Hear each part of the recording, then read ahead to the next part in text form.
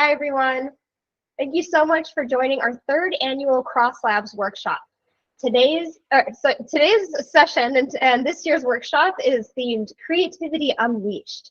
We're super excited about everybody who is joining us today and everybody who's going to be joining us throughout the week. So I'm going to go ahead and introduce the workshop, and we're going to go through the schedule. And Olaf is going to say a few words about Cross Labs and the topic as well, and then we're going to dive right in. So I'm going to go ahead and share some slides.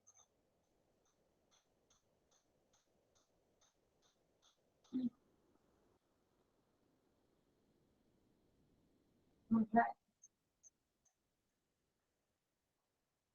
Perfect. All right, here we go. Yeah, so as I said, this is the Cross Labs third annual workshop, Creativity Unleashed. What creative technologies would, could, and shouldn't be. So of course, a lot of people are talking about creative technologies, and it's all over the news, and you can literally not hear about it these days. So we thought that this would be a really fun topic for us to spend a whole week on, talking about different aspects of this huge topic and how it's going to be changing our lives, and currently is changing our lives. But first, let's go into the logistics really quick. So this is the schedule, and it's got 5 different sessions. And each session is going to be focusing on a subtopic of the large topic of creative technologies. So today's session that you see here is what is creativity anyways? And we have them all at different times. You see that today is 8 p.m. Japan time, but it's also 7 a.m. Eastern time for the United States. And we have different times. That way we are accommodating different time zones between the US, Asia, and Europe as well. And just the Americas, not just. So tomorrow we have a session at 12 p.m. Japan time, and then on Wednesday we don't have anything Japan time, but on Thursday we have 2 sessions, and then on Friday we have a session as well. So we're also going to be live streaming everything on YouTube Live.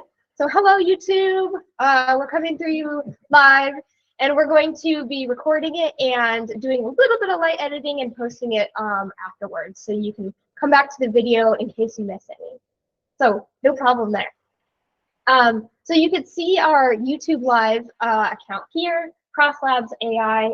Go ahead and give us a like and subscribe to see all of the updates for all the really exciting upcoming videos that we have. So of course we have the workshop this week, but we also do other things like Crossroads, where we have interesting talks from all sorts of disciplines, but we also have a podcast as well. All sorts of goodies there. So I also want to say a big thank you to all the organizers. A lot of people did a lot of work here. We have Olaf Witkowski, we have Stephen Way, Oneris Rico, Christian Goldfelsberger, Nicholas Gutenberg, Mani Korsavi, and Lisa Soros. So huge thank you to everybody. Big round of applause. Yay! A lot of work went into this, and we're really excited about this week and all the different sessions. We think it'll be really fun. We also want to say thank you to all the speakers and panelists who are going to be joining us, not just the ones today, but the ones who are joining us all throughout the week. We're really, really excited. We have one other person here, Allison, who is joining us. She is joining us last minute, but I also want to thank her for joining us as well. Super exciting. All right, so a little bit more about the topic, right? Creative technologies. Like I said, we hear about them everywhere. ChatGPT is passing law exams, and you have Stable Diffusion that is winning art awards. You also have, oh gosh, all sorts of things where just every day there's some sort of news headline about some sort of creative technology that is doing something that's completely different that we have never seen technologies do before. So of course we thought this would be a really great topic to spend a week on and chat about. So in the program you'll see this little blurb. Within the last year, the world has seen an explosion of creative machine technologies. Algorithms can now generate text, images, and videos close to what a human can create. And this has more of us asking, what does it mean to be creative? Where do these technologies fit into our human societies? There's a lot to unpack here. What is creativity? Are these technologies even being creative? What do we understand creativity? And how can we take lessons from biology and all sorts of other things like the ethics, the impacts, how it's going to change our society, how it's currently changing our society. Should we react with all these different laws? So many different things. So just for fun, you know, when we were first thinking about this, I was thinking, oh my gosh, we have to have ChatGPT say something, right? Now it's no longer like a novel thing because everybody's getting ChatGPT to say something. But I did have it say this thing here. I think you can all still see this. So it's super easy. I mean, just to give a quick like overview of what these technologies are doing. Of course, you've all seen it. Oh, I have to reshare it. Oh, real quick. I have all these exciting tabs.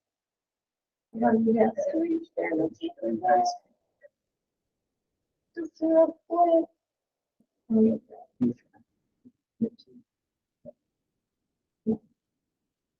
Right. So everybody can have access to this exciting ChatGPT by OpenAI, but there's also all sorts of other text generation algorithms out there. This isn't the only one, of course, right?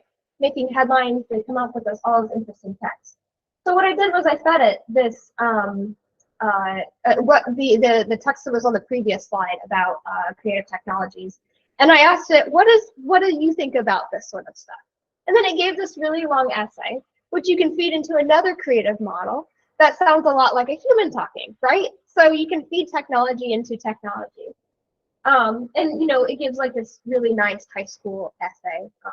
I never thought that we would be able to see robots that could do your homework for you before flying cars, but here we are. So you have this nice 4-paragraph essay about being a generative text model, being able to program. You know, of course, this model is very clear on saying, you know, I don't have consciousness, I don't have my own opinions, I don't have feelings and things like that. But, you know, it gives a really nice overview of the data that it's been fed into and gives a nice summary. And then, of course, you know, you can go into a image generation model, and you can come up with something that's like, I don't know, here's the prompts. What creative technologies could, would, and shouldn't be in the near future, right? And you can even come up with a nice image. And let's see what it produces. Should be interesting, I'm sure. We got, yes, of course, creative technologies. Yeah, my favorite is the fonts, of course. The hands are always a good one, but the text is always good too. I did see that somebody even had one to create PowerPoint slides as well, which I think sounds really interesting. I haven't tried it myself. I thought about doing it for this, but just, you know, all sorts of things are going out there where you can create all sorts of variations on this. Anything that you can create in terms of an image or in words or even sound is fair game for these kinds of models. And then, of course, last but not least, you can have music as well. You might not be able to hear it because we didn't hear these sounds, but you get some nice little piano music. I won't be able to hear it, but you get the idea. Anything that you can generate, it seems like anything that you can think of creating, you can create with technologies. Wow, really exciting. We'll go back to the slides here.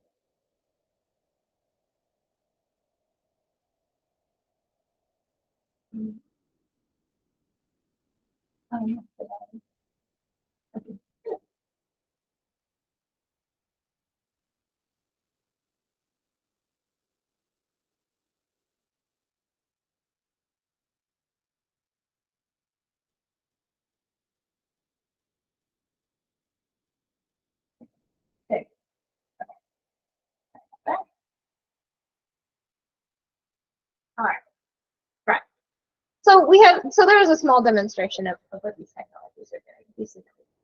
So what we're doing in this workshop, we're exploring what creativity is, how it is a natural product of biology, how creative machines fit into our human society. So we hope that this workshop will be interactive and mostly discussed and focused. But we're bringing in several experts from different fields to sort of give us a jump start. They're going to give us some of their thoughts. They're going to give us some of their own perspectives from a wide variety of backgrounds. And then after that, we're going to take those ideas and we're going to think about them and we're going to discuss them. And it's going to be a lot of fun. All right, so with that, I'm going to hand it over to Olaf because he's going to be giving a short introduction before we kick off the first section. Oh.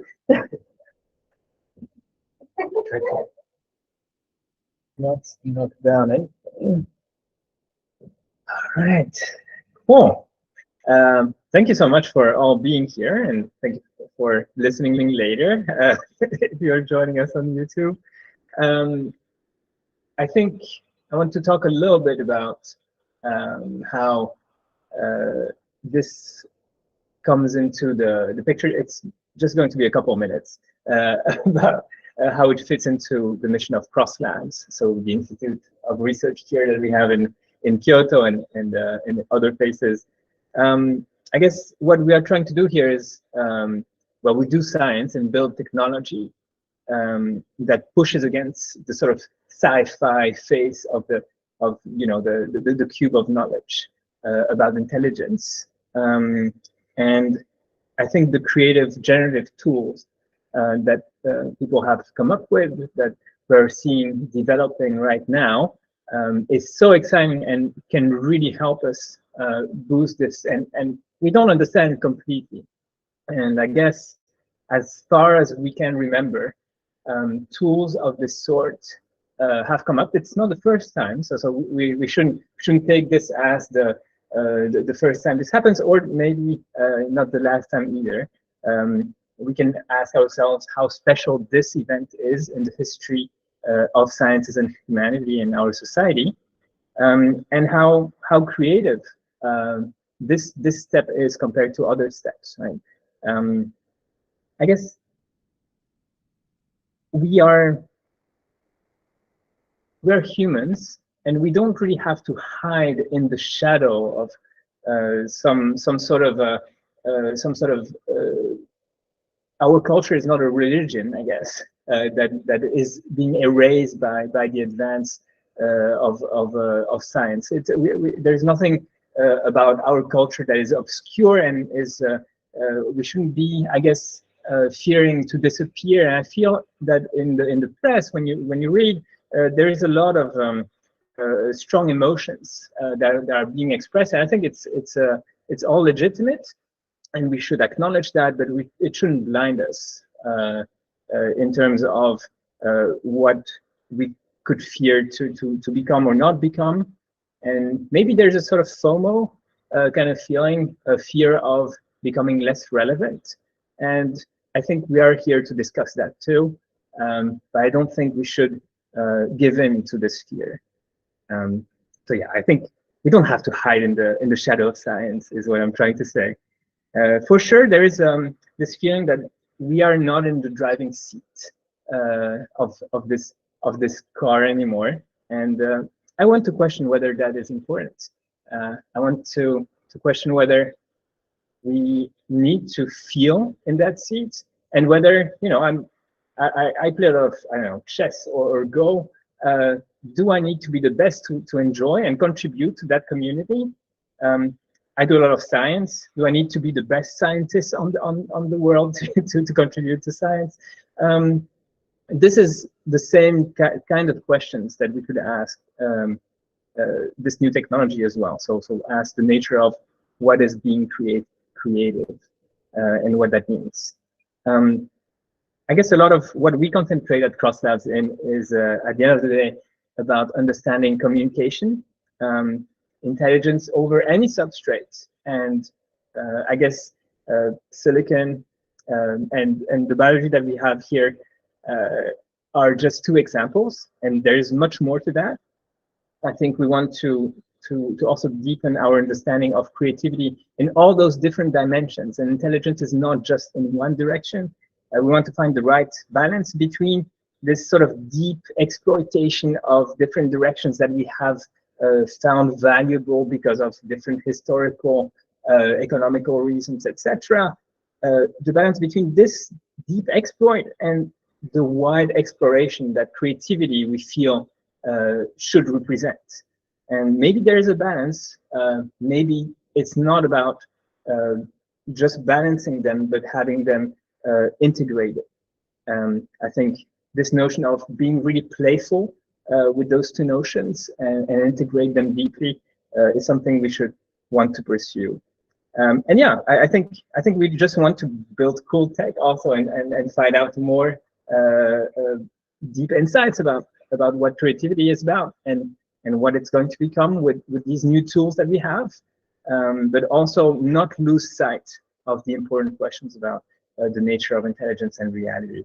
And I'm really happy that we have a lot of speakers. Thank you so much to everyone here and there online that helped contribute to this and accepted to come as a panelist this week. We really appreciate it, and I can't wait. So let's just get started.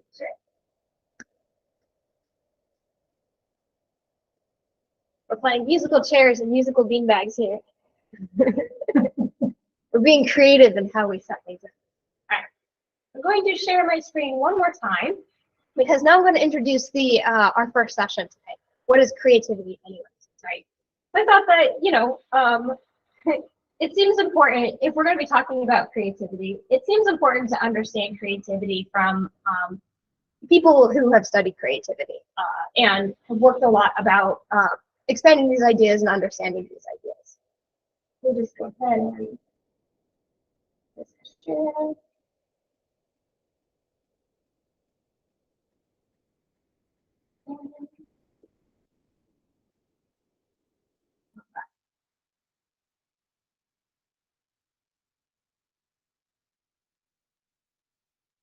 Yes. All right. What is creativity anyways? So we have this abstract for today's session, and it sort of goes something like this. What does it mean to be creative? So what we want to do is we wanted to introduce, we wanted to invite people, speakers and panelists, to introduce different perspectives about what it can be. Kind of giving us a sort of a bird's eye view about what the concept of creativity is. And it's not something that's just exclusive to humans, right? Something that we see in animals, something that we see in biological evolution, and it's also something that we're now maybe seeing in machines. So what's going to happen is we've got a few panelists today, and I'm going to go ahead and give them a chance to one by one either say something, but definitely introduce themselves and perhaps share a few slides and give a short, about 10-minute talk to introduce the concept that they're going to go through. So we're going to do that with each of the panelists.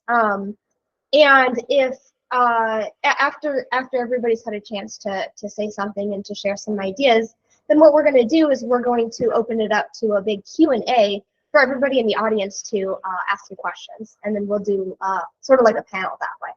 So, so with that, I'm going to go ahead and stop sharing my slides again. All right. And we're going to have our first panelist, who is with us in person, Joseph Oster. Yay. I'm going to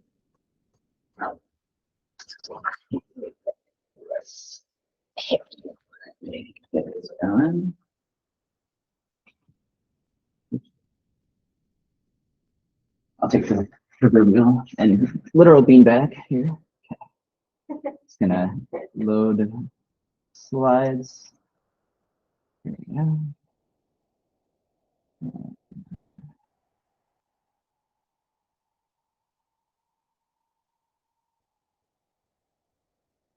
All right.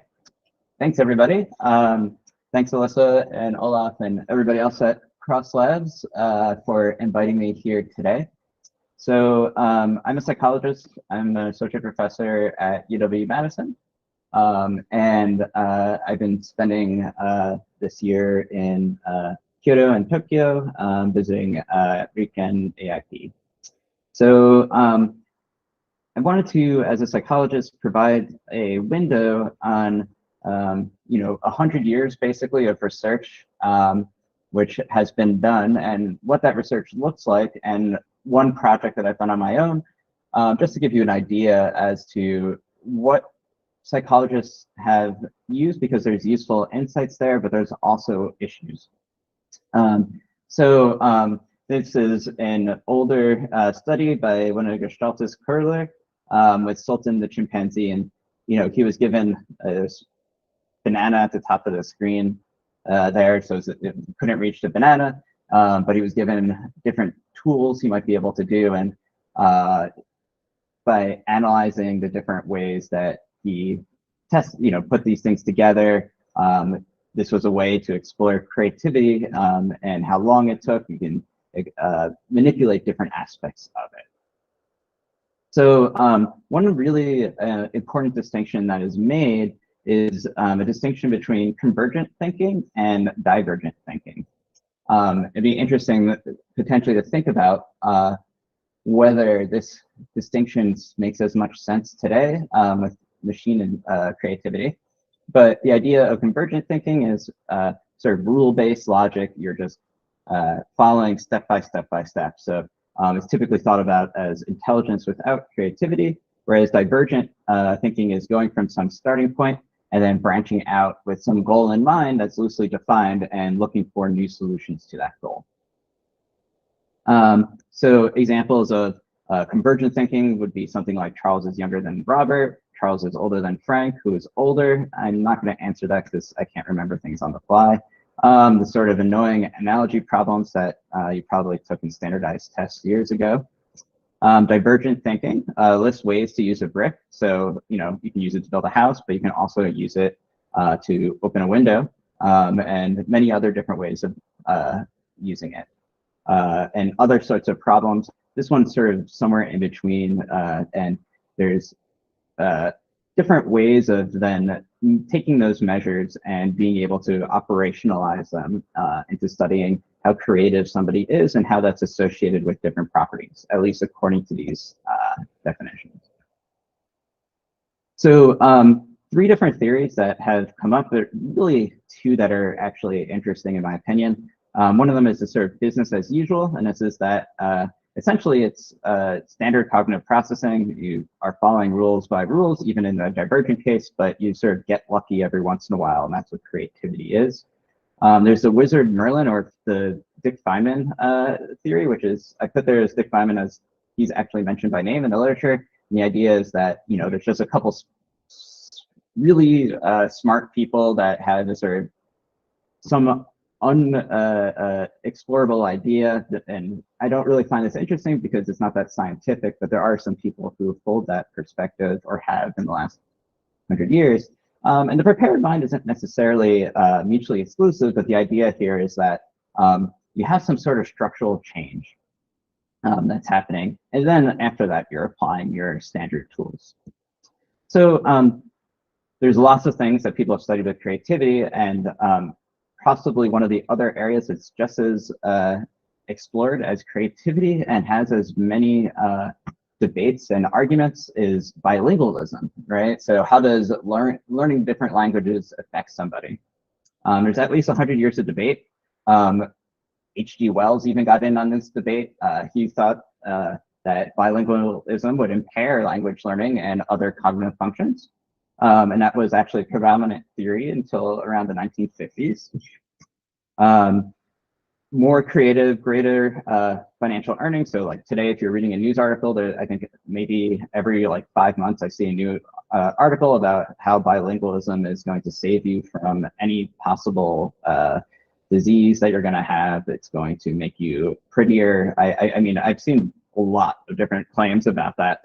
And then there's often what's found also, and what I'll sort of show for, at least in my study, is actually evidence for there not being an effect of bilingualism on creativity beyond knowing multiple languages, which is a useful thing for somebody.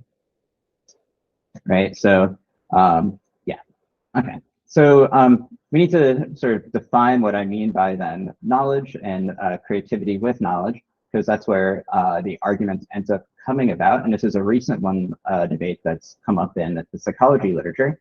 And to do that, I need to define just one idea from psychology that's what's called a semantic network. It's a graph or mathematical network where the nodes are concepts. And so this might be a really simple one for animals.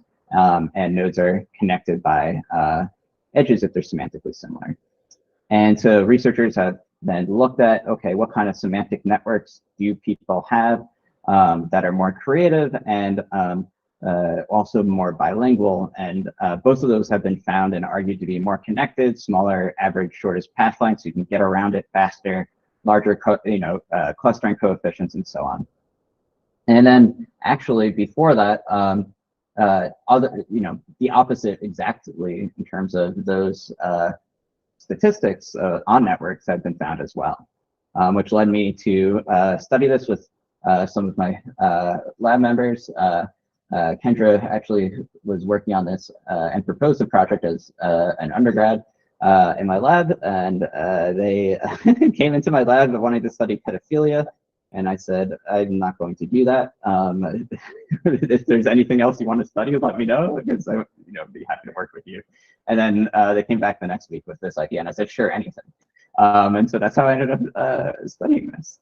So basically, one way of thinking about how we can analyze then, well, what is creativity and what's causing creativity in somebody's mind? Well, it could be that bilingualism or multilingualism is affecting the knowledge representations that people have, and that affects creativity, or maybe just directly affects creativity, and we can test different theories like that.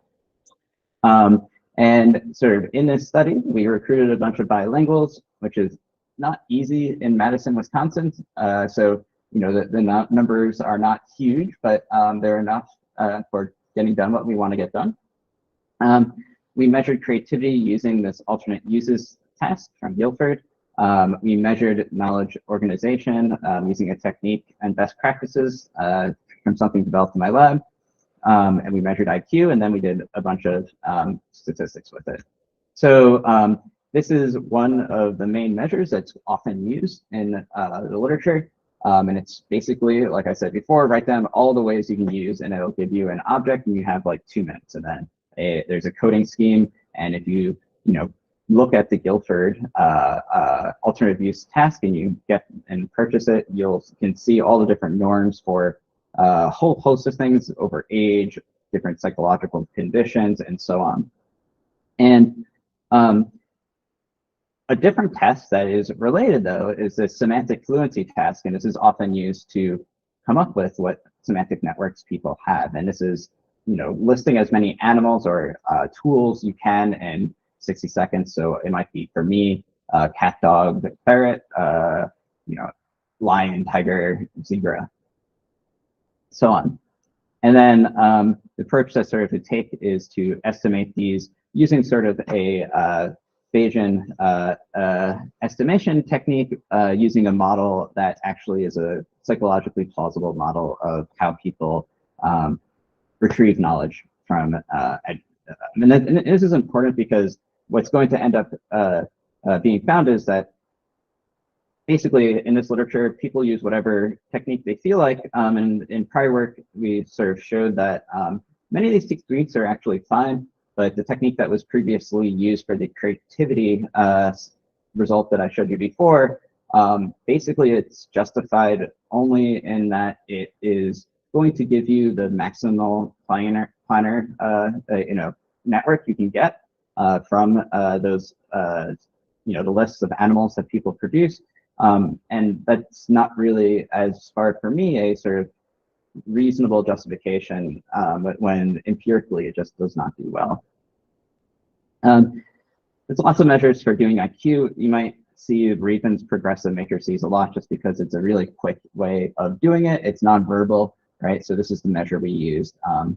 Let's see if I can get it right. I think it's 3 is the answer, but I'm not sure I'd want to do the whole thing. So those are, we did these all with these participants.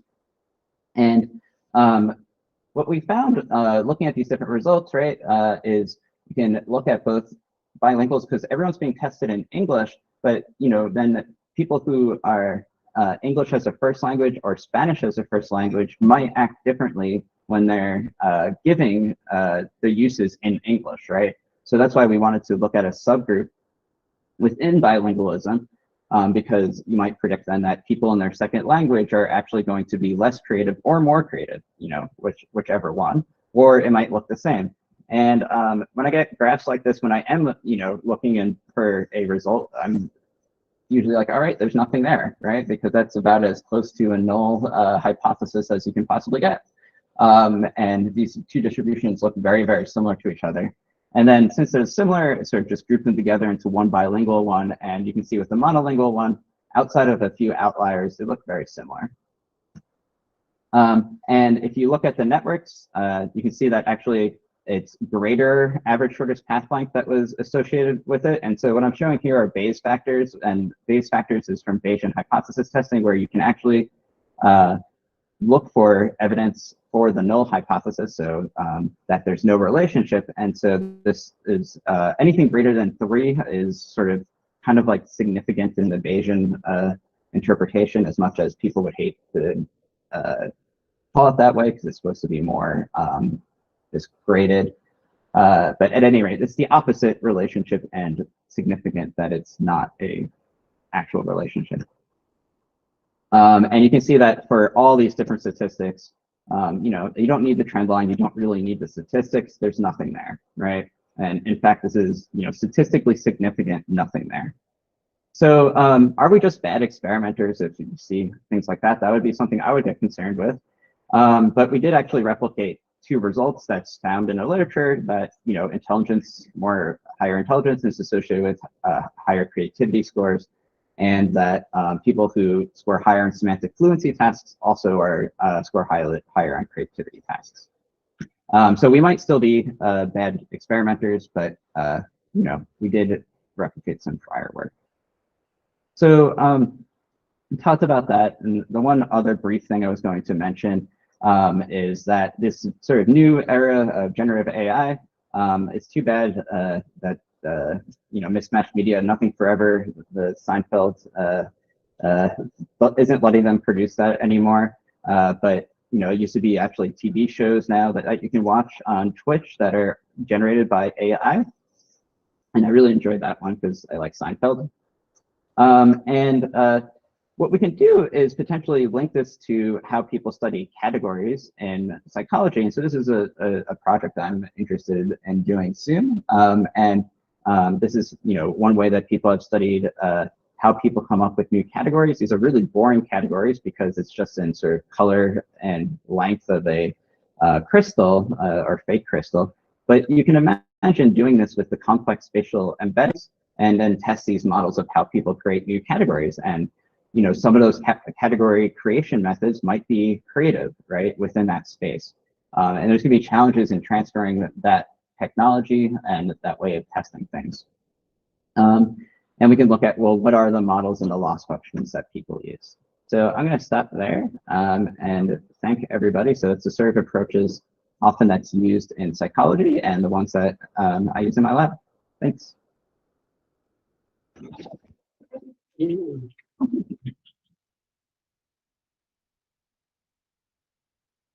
Awesome. Thanks a ton. That's great. So we're going to go to our next panelist, Tim Otto Roth. I think it's you're up.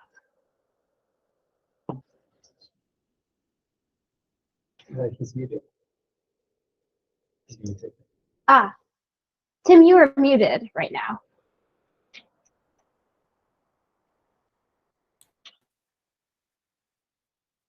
So, do you hear me? Go.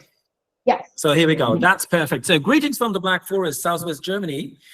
Well, I would do not a trip to just Germany, but to Europe, and to European history. So, and my question in my presentation will be, so what makes creation thinkable more from a historical viewpoint, and what's the starting point of creation? So, and there's a simple answer, well, in the Old Testament, and it says, in the beginning there was the Word.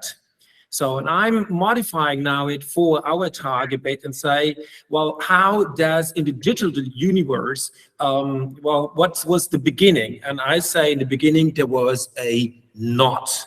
So, and what you see here is a knotted carpet, and a knotted carpet is a prime example for a digital universe, for a digital pixel structure, and which looks back to a cultural history of more than 2,000 years.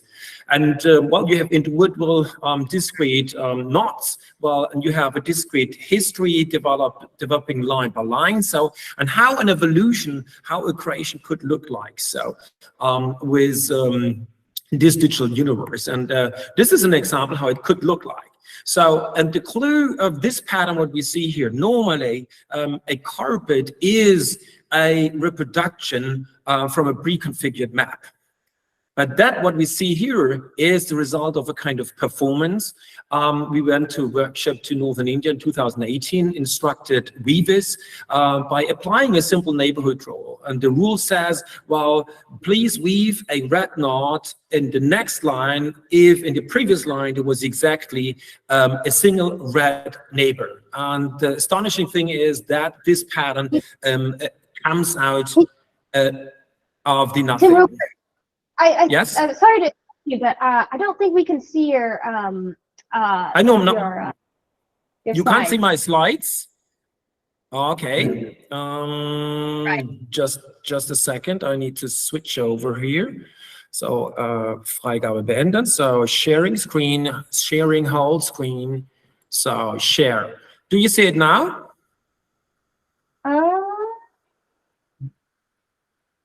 Not here. No. Okay. Yes. So you see the screen now? Okay. Somebody saying yes. So someone help them on the right page. We are all on the same page now. So just well, making short. Well, this is the starting point of the digital universe. Here you see the single knot. So this is the first evolution of this digital universe according to this neighborhood rule. So here you see a much more advanced stage. So let's come to the cultural questions related to this digital universe. First, you see the Indian weavers. And we have a local cultural problem because weavers normally are trained to be passive reproducers of these pre-configured maps. And now they turn into active producers. And this caused really tremendous problems to them. They really feel somehow blocked. So secondly, there's a much more general cultural challenge, because if you look back to the history of patterns and in human history, you can't find any man-made artifact revealing these patterns, even not in mosaics and something like that, in these pixel structures. And so this is quite interesting also from an anthropological viewpoint, quite interesting. So and the next thing is, and this is a much more even general question, is how these patterns come into existence. And just again, Alyssa, because my assistant is showing the YouTube screen. On the YouTube screen, you don't see the slides shared. I think now it might be. But... Yeah, sorry, one question. So are you sharing the other slides as a webcam to a different account or something like that? Yes, ma'am. Tim? Yes. Are you sharing your slides as a webcam to a different device, or are you sharing them as a? No, I'm sharing my second screen. Can you try again? Can you try again? Because it's not going to the full screen mode. Okay, I will. So I start the sharing screen, and again, sharing screen, whole screen. So here, share.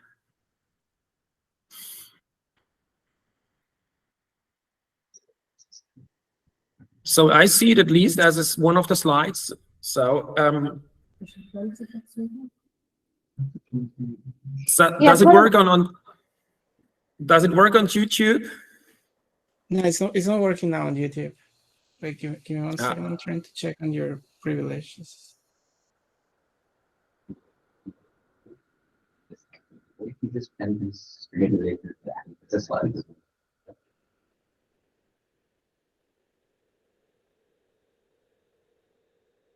now see a slide. Right. And it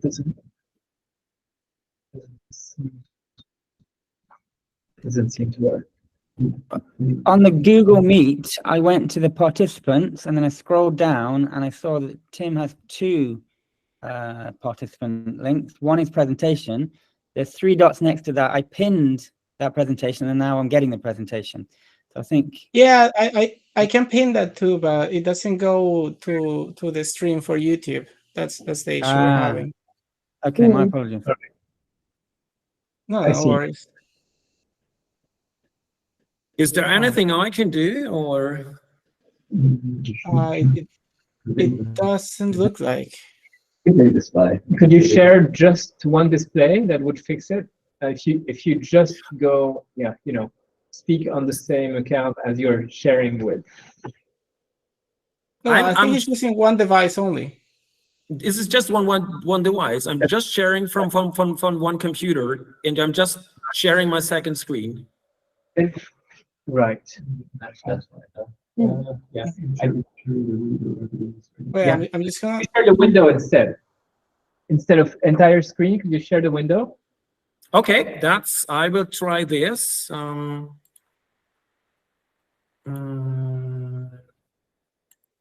So a window, yes. Here we go.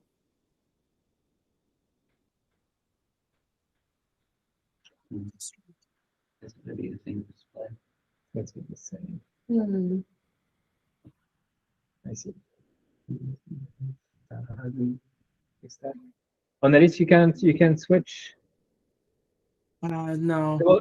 We'll try to edit that here. We'll re-upload the video with the. So let me see if you can record that. Yeah. Or we'll add them after on YouTube. Yeah. Yeah. That's easier. And you can continue with the presentation. I'll record it and put it later on YouTube. Yeah. Okay. So that's bad luck actually for the people who has joined on YouTube. So good luck. So, but you see it on Google Meetings. You see my slides, hopefully. Yeah. Okay, that's good. That's good. So I just will continue. So so sorry for the guys who has joined on YouTube. This will be a classical philosophical presentation without slides, and so but hopefully it's structured at least so that you can get a slight idea. So I talked about the carpet, and you have carpets, you can do it not. So a carpet is a prime example for digital media. So, and I just mentioned the cultural challenges. I try to get back again to get my to my thread. So yes, we had 3 cultural challenges, and the problem is where it ended up is how things come into the world. So where these patterns comes from. So, and this brings me to a quite general prefix, and it's the in. So how things get into the world, and you see it echoed in a couple of words related to creativity. It's inspiration. So this echoes really this early act of creation of the God breathing, animating a piece of clay. You have it in intuition, you have it invention, something comes in, and it's echoed in ingenuity, so there's a kind of spiritual transfer, and you have it also in innovation in a much more broader sense. Coming back to the Bible, so how things out of what things were made, out of what were things created? Well, the Bible, there is nothing. So in the Old Testament, the creation happens ex nihilo. And quite contrasting is the Greek mythology, because things were created out of something, but out of the chaos. And what is created? Well, out of the chaos is created nature, the so-called physis, and this is a very special concept of physis. And so because it's the base of what you can do in the world, but it's also the scope of the world. So this has tremendous consequences how we as creators act in this creation. We can do it two ways to do it. One is imitation, and the other thing is to apply and to practice techne. And techne means to form something, to form nature, but not to form something new, but to form something which is already inherent in nature. So as a carpenter, if he makes a table, he doesn't make something new for the Greek conception, but he just makes something what is already inherent in material. So, we are simply operators. We are tools to fulfill this idea in the physics in nature. So of course this is not our modern concept of creation. So the big question is when this starts to erode. And normally you would say, okay, this is Renaissance, but interestingly, this erosion even starts earlier and in the Middle Ages. And we can say, to bring it to the point, it starts up with a spoon. Why a spoon? Well, this is the German philosopher Blumenberg wrote a very famous and interesting essay in the 1950s, The Imitation of Nature, and he cites the bishop Nicolaus Cusanus, who wrote a couple of dialogues with laymen, the so-called idiota. And it was in the mid of the 15th century, and in the dialogue they meant a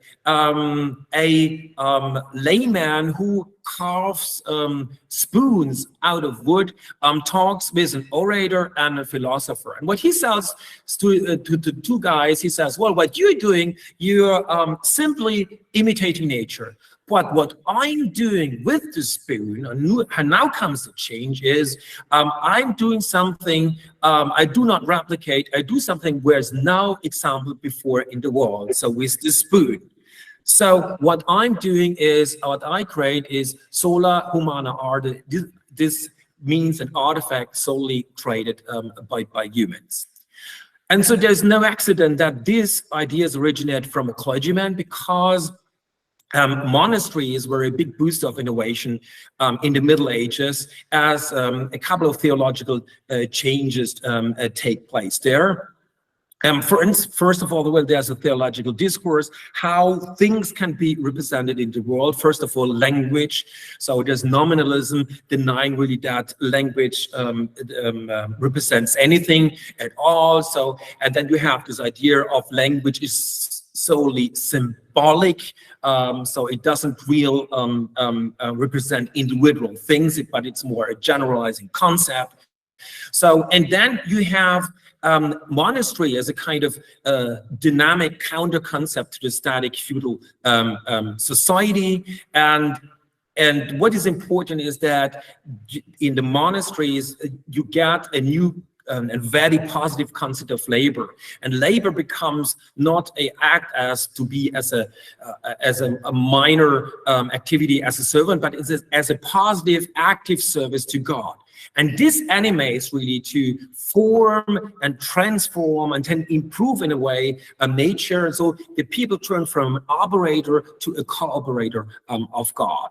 And this really triggers a whole industrial revolution in the 12th century, resulting in new machines, as for instance, the clockwork, the spinning wheel, and so on and so on. So you see a kind of correlation between machines and changes of creativity concepts. And quite importantly, Hugo von St. Victor, he even makes mechanics as a part of philosophy beside theory, practice, and logics. And he even conceives, he develops the concept of the world as a machine. And machines play also a major role in early modern times, as in the philosophies of Descartes or later by Leibniz. So we even can say that the early modern times is full of machine ideas. And quite remarkable is that Ricard conceives also the human body as a machine. And the game changer is happens by the mid of the 18th century, and that's the book L'Homme Machine by Julien Dorfrey-Lametrie, a doctor. And well, and this is a game changer because what he does finally, he really cuts the relation to well, outer and higher instances of the body. So how does the body still work without this external creator? Well, what he says, well, the body is the result of an interaction between ressorts. So these are the springs of a clock work.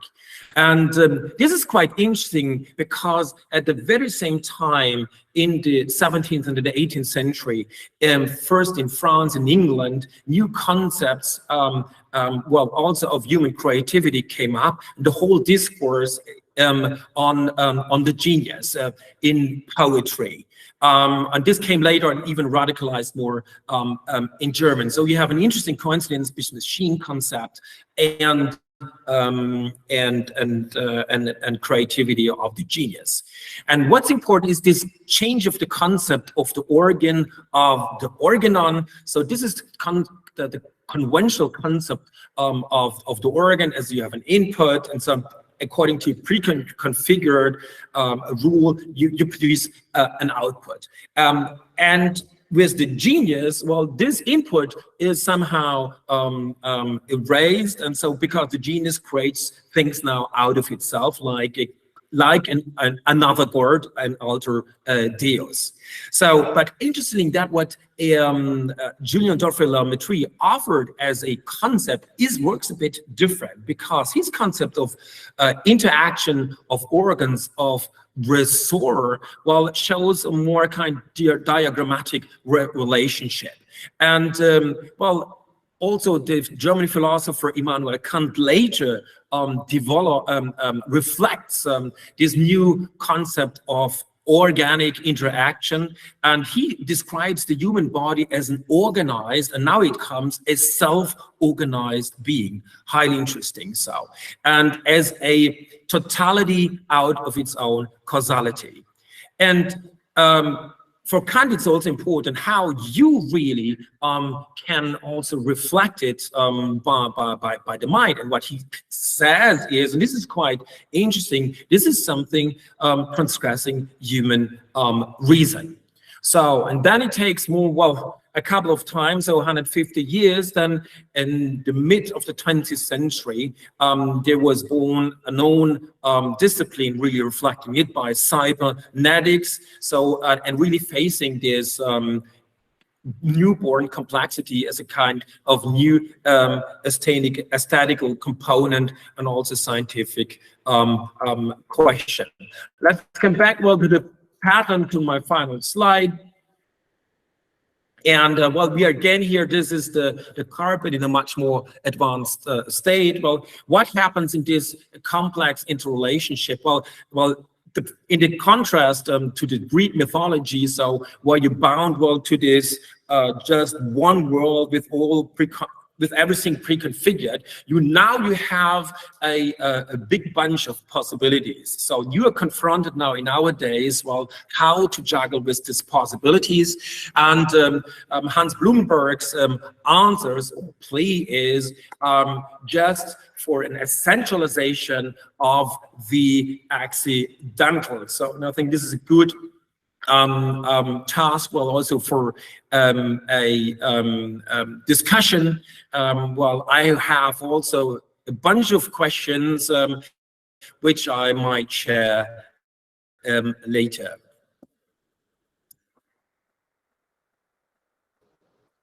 Great. Yeah, I mean, you have to unmute. Am I unmuted? Yes. Am I good?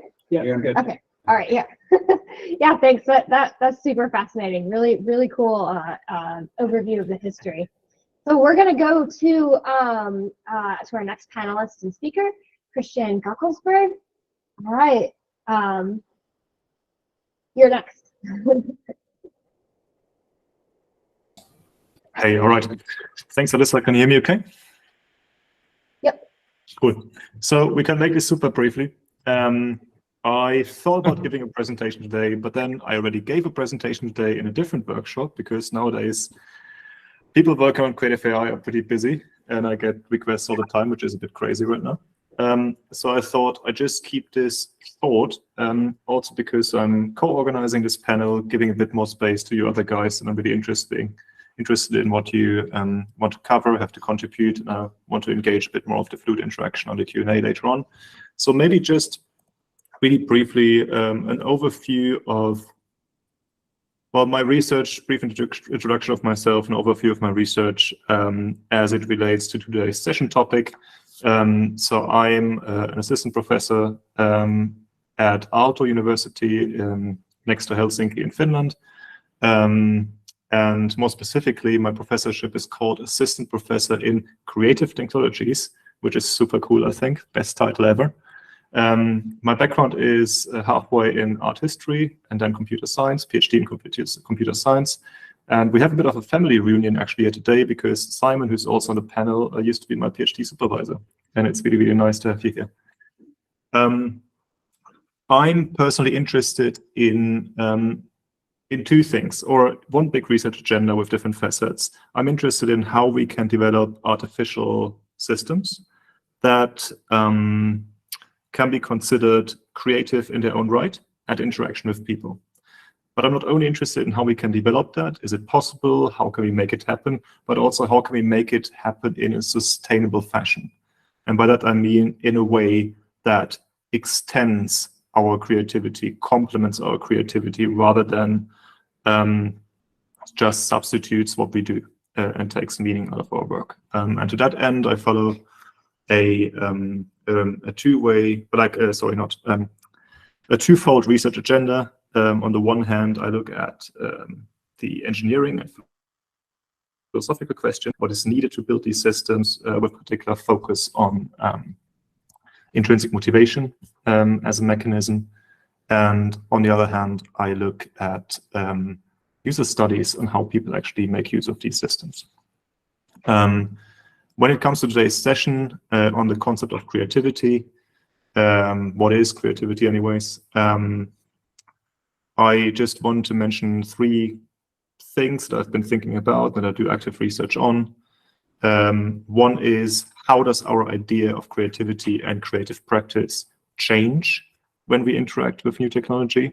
To that end, we've just done a study with professionals in the game industry and how they use text-to-image generators such as DALL-E or Stable Diffusion in their work, and how it actually changes their idea of creativity and their creative practice.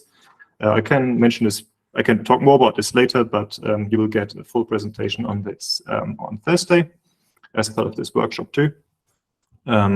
Secondly, I'm interested in how could conceptualizing creativity differently in AI research allows us to introduce systems that could benefit us more as people.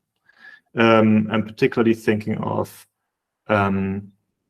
maybe a parallel to the artificial life. Well, Langton, a long while ago, an artificial life researcher, how to say, emphasized this mission of developing life as it is, or trying to understand life as it is, but also life as it could be. And I'm interested in, can we develop creativity as is? Can we simulate that? But of course, could we also develop creativity as it could be? And how could that actually complement us and enrich us? To that end, I've done some work, amongst others, with Simon, who's also here today, on addressing the why in computation creativity, thinking about how can we ground creativity in artificial systems, in those systems themselves, rather in what the user expects in terms of creativity of those systems.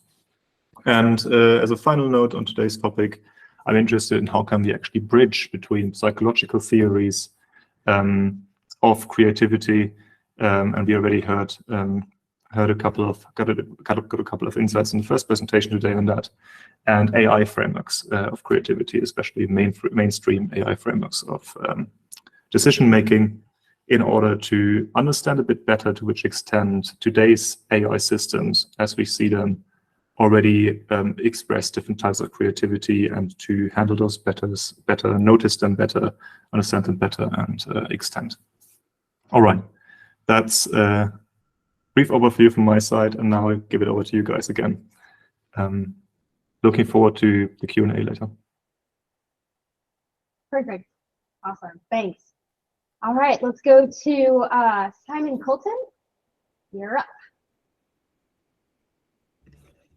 Okay, great. Thanks very much. I will attempt to share my screen. Share the whole screen. Are you seeing my keynote slides? Yes, it's coming Can you through. hear me? Is it? Great. Okay, yeah, so thank you very much for the invitation to be here. I'm really also very much interested in the discussion later on. So I am a professor of computational creativity, not quite as cool as a professor of creative technology like Christian, but I've been an AI researcher specializing in computational creativity since the mid-90s, so 27, 28 years. And so I have some old thoughts about this and some more recent thoughts which I wanted to share with you. I wrote my first generative system back in '96 to do generative mathematics. I'm still working in generative mathematics from time to time, but I've been through lots of other domains and still in those domains. The visual arts, graphic design, generative work for video game design, creative language like poetry, narrative and stories, and most recently, generative music, which I'm very much into at the moment, which music was my first love. Okay, so back in 2014, along with co-authors Michael Cook, Rose Hepworth, and Alison Pease, who is here with us today, we wrote a paper for the AI and Philosophy workshop at the AISB convention, focused on observer issues. And we wrote, paraphrase, that we hold that creativity is a secondary and essentially contested property of a person or a machine, which is bestowed by declarative illocutionary acts. So we managed to throw in 3 philosophical terms there, which need a little bit of unpacking. They're not complicated, although they might be a little bit disturbing. So what do we mean by this, this notion? So creativity is not an intrinsic property of a person or a machine, like their weight or their height or their eye color, but rather it's a social construct that people project onto the behavior of the person or the machine. And so if someone can project the word creativity onto the behaviors of a person or machine, then they may eventually project it onto the person themselves or the machine itself. And then if everyone, or at least a majority of people, can project creativity onto a person or a machine, then we can say that they are creative, that person is creative, as if it was a primary property, without losing the fact that it's not a primary property. So this situation could change and people can lose the title of being creative for sure. This is partly because influential people use declarative acts to project the notion of creativity onto someone or some software. So when you read people like Searle on speech acts, they use the example of "I pronounce you husband and wife." So in some cultures, at least in the eyes of God, when the vicar or the priest says "I pronounce you husband and wife," that is a declarative act. You are now husband and wife, at least in the eyes of God. And people want to be convinced about someone or something being creative because no one really knows what the word creativity means. Everyone has a different opinion about it. And that's because it's essentially contested, which I come on to in the next slide. So it's not impossible to imagine a scenario where a consensus of people or a speech act by someone influential makes a machine creative for a while as a perception, as a secondary property. And that's what I'm interested in. So I should have put this out there to start with. I'm kind of representing the very hardcore end of computational creativity today, where some of us are genuinely interested in the notion of an AI system itself being autonomously creative, not just a tool for other people or a muse or anything else, but actually it's reasonable to project the word creativity or being creative onto the AI system itself. That's what I'm interested in. So perhaps the most interesting thing here is this notion of essentially contested concepts. And I should acknowledge Anna Jordanes for pointing this out to me. When she did, it was like taking off the tightest of tight shoes, because we've always argued about creativity in computational creativity circles since the mid-90s. When I came across this, it was like a real relief. And again, in the same paper that I co-authored with Alison, we wrote this. I'm very proud of this particular phrase. So Galli, in 1954, introduced essentially contested concepts as those for which the proper use inevitably involves endless disputes about their proper uses on the part of their users, to which Gray added that the disputes cannot be settled by appeal to empirical evidence, linguistic usage, or the canons of logic alone. And Smith noted that all argue that the concept is being used inappropriately by others. So to sum up, if we're not arguing about creativity, this is my impression, then we're not really talking about creativity. Or put another way, we've agreed to disagree forever about what creativity is. Now, this is scary for scientists, and that was always scary for us in the early days of computational creativity, and possibly for many people in this workshop. But I think it's a good driving force for society. Imagine if we could just point to someone and say, that person is creative, that person isn't creative. There shouldn't be a definition of creativity. It's a driving force for society. And it does mean that we can get into endless debates, as predicted by Galli back in the 1950s. And Galli uses the example of art. We can discuss good or bad art, but actually the question of whether something is or isn't art is essentially contested. And that's still going on today. So not just 1954, but 2023. People are still debating whether video games are art, whether prompting is an art form. That's the current question about art. That's because it's essentially contested, and we enjoy arguing and debating about it. So what does this mean for machine creativity, the idea of engineering systems to be creative themselves? So if you want an AI system itself to be accepted as being creative, like I do, then I really believe that we should switch focus from being creative to appearing to be creative, which isn't just sleight of hand. It means switching the focus from the quality of the product to the intrigue or the quality or the sophistication of the process. And along those lines, there's lots of papers that we've written over the years about this. But I've looked at things like framing with 2 or 3 papers, accountable unpredictability, where you want surprise and novelty, but you also want to be able to explain where that came from. I think you need to look at creativity theater and AI systems performative creativity. And there's this burgeoning area of explainable computational creativity led by Teresa Yano. The idea that AI systems should explain what they've done, why they've done it, and really pitch an idea or an artifact rather than just give it to you for critique. I also think that you need to make a well-argued case in front of influential people, which is one of the reasons I joined this workshop. And so myself and others like Anna Jordanes, like Pablo Havas, like Geraint Wiggins, like Maggie Bowden, like Alison and Christian, we've helped to produce proper scientific evaluations of progress towards creativity. Our own contribution here was the face and idea models, which enable you to capture the process of handing over creative autonomy to an AI system. No one uses it, but at least we had a go at it. It's a very formal system to capture the notion of autonomy. And I think the last thing we need to focus on simulating behaviors which people associate with creativity in our AI systems. So skill, appreciation, imagination, these are obvious ones, but also intentionality, innovation, learning, accountability, self-reflection. I could discuss each one of those at length, but it's a kind of negative approach. It's very easy to say that an AI system isn't creative because it doesn't have any intentionality. So you give it something which might be appropriate to call intentional or accountable or self-reflection. So you can kind of go ahead so that eventually people will say, oh, okay, we are prepared to call your AI system creative because we can't think of a good reason why it isn't creative anymore. You win. Along the way, though, you get big issues which come up, as mentioned by Christian, including autonomy and authenticity. And with respect to authenticity, if you start implementing behaviors that kind of mimic human creative behaviors, or at least can project the same words onto them, then you begin to realize that authenticity is a major issue. And that's why we came up with this notion of the machine condition. Alison and Christian were both co-authors on this paper. Doesn't mean to say that they necessarily still agree with it, I should point out.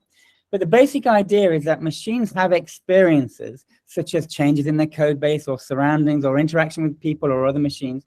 And we don't necessarily have to worry about what that word experience means. Things happen to them. We don't need to have a philosophical definition of consciousness or self-awareness in order to just admit the fact that things happen to machines. So to start with, we can just record some details about that. And then some of those experiences we can say are sufficiently novel and important to be elevated to life experiences. So they're a little bit more less than mundane. And again, we can call them life experiences without pretending that machines are alive. I'm not going to do that. So these experiences could then be expressed later through generated artworks in such a way as to make viewers or listeners think about what it means to be that machine, or what it means to be a machine in general. And of course, it is coming from the notion of the human condition. And we studied that as much as we could for this paper and came up with a computational equivalent, which we called the machine condition. So drawing from that literature, we put together an initial list of umbrella terms into which machine life experiences could be categorized: transience, learning, humanity, work, and physicality. And again, the paper is there if you're interested in that. I'm very happy to answer questions on that later on. But the idea of getting an AI system to express what life is like for it through creative acts is kind of one hardcore end of the computational creativity spectrum that we proposed in this paper that got a good reception at that conference, the International Conference on Computational Creativity. Okay, so the new thoughts are on generative deep learning. Obviously, generative deep learning, for good reasons, is taking over the world. It's eating software, it's eating everything, it's eating the internet. And of course, it ate up computational creativity a while back. And so I've written the most recent paper in this philosophical line on the idea of adding to artistic culture. And I propose that deep learning, generative deep learning, is quite limited in that respect. I don't have time to go into the great detail here, but the idea is that a kind of standard machine learning approach, generative deep learning approach, train an AI system, a large neural network on a large amount of human-created output, and then run it feed forward to get output of a similar nature in distribution or native distribution, that kind of thing. That's what I'm talking about. I know there's a lot more to deep learning than that. So unfortunately, from my perspective, the focus in deep learning is almost entirely on the quality of the output and the ease of tools, the ease of use for tools. Like the creative AI movement a while back in the arts, the generative AI movement really can't see past the idea of an AI system ever being anything more than a tool. It's always going to be a tool. And so the idea of autonomy is an incredibly dirty word in deep learning. You can almost not mention it to a large extent. So the three most obvious reasons for this is that machine learning the machine learning researchers have never thought about AI systems as anything other than tools. That's their culture. They're from a problem-solving paradigm in AI, so be it. And so it's actually fascinating to talk to a long-term machine learning researcher, and you say to them, why don't you get the computer to do that for you? And they go, what? As if you're kind of crazy. Another reason is that AI ethics researchers are paid to worry about AI autonomy a lot. Their whole careers are based on worrying about what AI systems will do in some perceived future. I mean, sometimes it feels like the entire University of Oxford has given itself over to worrying about the future, including AI. So there's a lot of this about, and bad news sells, bad prediction sells, and it's very difficult to find AI ethics researchers talking about a better future with AI systems in it. And the other thing is that accountability is inherently hard. So you can't get AI systems to tell you why it's done something. It's very difficult to project creativity onto them if you don't know what they're doing, because they are just crazily large, crazily homogeneous black boxes that you can't really crack open. So there's a good reason for them. I think I've kind of, I'm glad Carlos is here to respond to this, actually. So recently, to give you an impression of how things are from my perspective, I recently got into a conversation with Carlos on Twitter, and we're going to hear from him soon.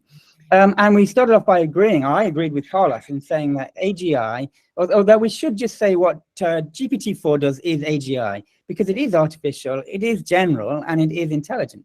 But it's not necessarily perfect, and it's not up to the standards that other people have got for AGI. But because AGI is such a nebulous term, it's probably essentially contested. We're never going to have AGI. So why not just say GPT-4 is AGI and get on with it, demystify that word, and then start getting better and better AGI.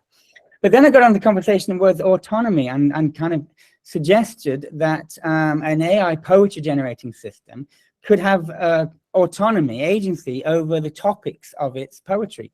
Why it writes poetry can be part of what it does. And I got onto the question of machine creation, the machine condition, and I put forward that. So Carlos wrote back saying that you want to understand, humans to understand something entirely alien out of curiosity, And I don't know why this doesn't sound insane to you. And so my take on this, and Carlos can give a different take if you would like, is that, you know, a smart and well-meaning person like Carlos feels empowered in the current context to be able to say it's insane to suggest a poetry system should choose a topic of its own poetry. Although I was making a more general point, that is how crazy things have got because of generative deep learning with this idea of autonomy. So I'm going to end by suggesting some things to think about. Think about what it's like to be in the presence of a truly creative musician or a visual artist or writer or a scientist. And isn't it insane to still want, like I do, AI systems to feel like creative individuals? That's how I got into this. This is why I got into this. I wanted to have on my desk a co-creative mathematician with me, or to watch a creative painter do its thing, albeit being a computer. And ask yourself, is the experience that you get while being in presence of a truly creative person what you get when you're in the presence of GPT-4 or Stable Diffusion for art generation? Other things to point out that I think maybe deep learning researchers may be able to sneak past this autonomy, sneak it past the critics via these recursive agent systems which are coming out. Sadly, I haven't had a chance to catch up with them yet, but baby AGI and AutoGPT, self-prompting, does seem to be a route to autonomy. And while there's been outrage, there's also been support. And I've always, for the last few years, I've been watching the open source communities because they're pushing. They don't seem to be that constrained as deep learning researchers in industry or in academia. Last point to make is one way ahead is for computational creativity, from my perspective, is neuro-symbolic AI, where we've got rich, explainable processes, mixing in good old-fashioned dinosaur AI like constraint solving, theorem-proving, planning, with the incredible power of deep learning in explainable ways. And I'm currently building a music generation system called Parley, which is designed, hopefully, to automatically add to musical cultures, not through the music, but through the ideas that it generates in order to make that music. So do watch this space. Okay, as you can see, there's about a dozen papers that I've helped write, co-author with this philosophical topics in mind. And if you're interested in any of these, I obviously can send them to you or discuss them further along the lines and in the discussion section. Okay, thanks for listening. I guess we'll leave questions now until the discussion session. Perfect, thanks. I'm super excited that we have so many different perspectives, and it would be so boring if we had everybody was thinking the same thing, right? So I'm very excited that we have multiple different perspectives, and can't wait to hear from Carlos. But before we go to Carlos, can we go over to Allison? Would you like to introduce yourself and say a few things next? Yes, I can introduce myself, but I wasn't expecting to speak, so I haven't got anything prepared, I'm afraid. Oh, sure, no problem. Yeah, okay, so yeah, I'm Alison. I've been working in computational creativity for quite a long time, more than 20 years. I started out by getting interested in how humans are creative, specifically in mathematics. So how do they create new mathematics? And in particular, how do they collaborate to form new mathematics? And how can computers support this process? And can we simulate some of these interactions? So that was my interest for, I don't know, maybe the first 10 years or so. And in parallel to that, I've been interested in lots of theoretical and philosophical ideas in computational creativity. So what does the human creative act involve, and how can we simulate that on computers? Along the lines that obviously there's a big overlap between what I've been doing and what Simon's been doing. And then latterly, I've been thinking about how can computational creativity be of benefit to society, because it's not that we've cracked it yet exactly, but obviously things are very much heading that way, and progress is really accelerating in the last couple of years. So perhaps we should have thought of this a lot sooner, but why do we want this? And how can we harness this? And so I've been looking at it in the context of creative arts therapy, and how and whether creative technologies can be used to enhance the therapeutic process that people can go through. So this is particularly thinking of people who don't consider themselves to be creative, and so they don't naturally think of themselves as candidates for creative arts therapy. And if they go along to it having some trauma to try and process, they can get a bit stuck. And there's these sort of points at which people get stuck, like starting or knowing when to finish, or certain points in the middle. And you can't just say to someone, write a poem, you know, you have to really guide them through. And so we've been looking at ways in which computationally creative systems can help in this context.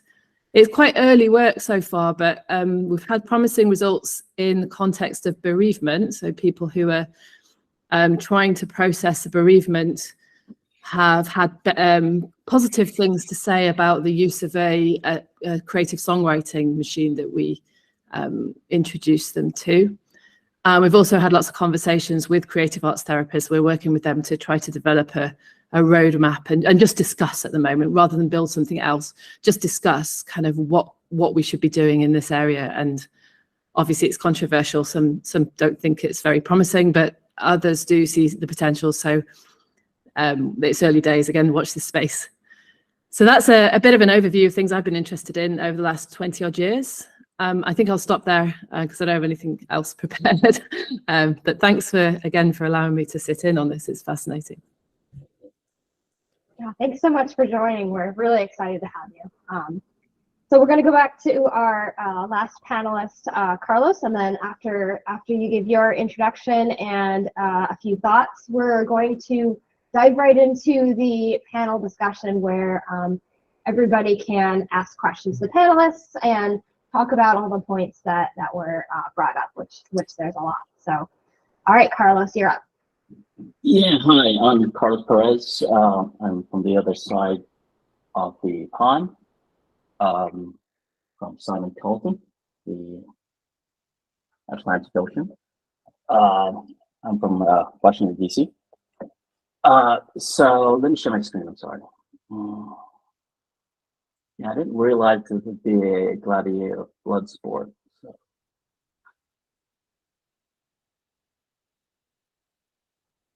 Yeah, it did come across as a bit of an ambush. I'm sorry about that. But it's great that you're here. Yeah, too. so I posted in the chat the link to my tweet storm that is my presentation for today, which I did actually yesterday because I was thinking it was yesterday, and it got nice number of likes, right? So what is creativity anyway, right? So my perspective is from the ideas Charles Sanders Peirce semiotics, and he's one of those, he's perhaps one of the greatest American thinkers that nobody actually knows. If you follow the tweet thread, you can link their links there so that you can go in more in depth with that idea, right? So in semiotics, there are these tensions between different ideas, right? And then we have you can't have so one idea is that you can't have creativity without structure, and there's always a tension between originality and conventionality, between freedom and constraint, and between chaos and order. So this is a nice quote by Bird Parker, saxophonist, right? So basically you practice and practice and practice, and you finally get up there on the bandstand, forget all that, and you just wail. That's creativity. And from the human perspective, creativity is related to shared intentionality or experience. Art is perceived as creative through a beholder's share. That is, an artist expresses her experience in a manner that a beholder recognizes and is immersed in. Because art is a shared interpretation of an experience that's shared. The creativity in art is by the emergence of an alternative interpretation that was previously unstated. This is what Hofmeier called semiotic freedom in biosemiotics. This creativity also manifests itself in what Michael Levin calls the intelligent ratchet. That's all life must know how to reconstruct itself from a single self. You can find a nice video here in the tweet storm where he explains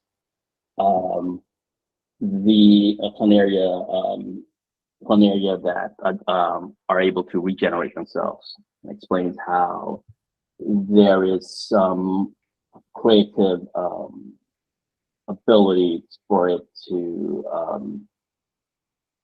circumvent the noisiness of its DNA and actually build itself again. The interesting point here is to understand that biological creativity isn't a consequence of brains. It's a consequence of agential matter. Furthermore, language is like agential matter. So this is from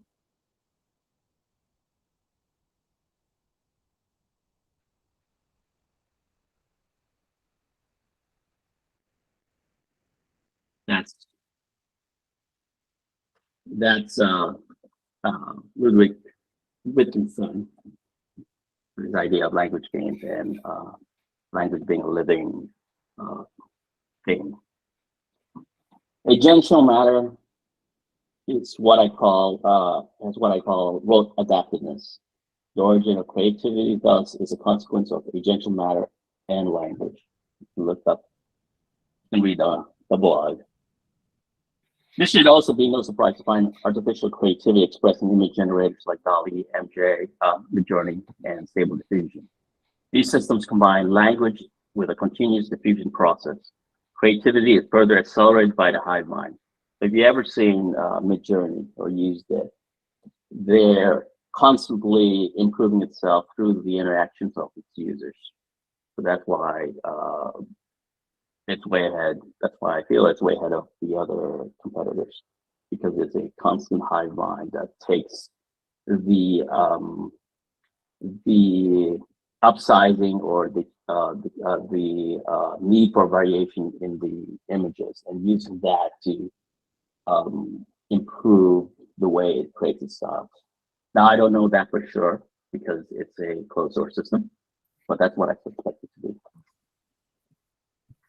Creativity is discovered in the instantiation of new interactions through discrete components.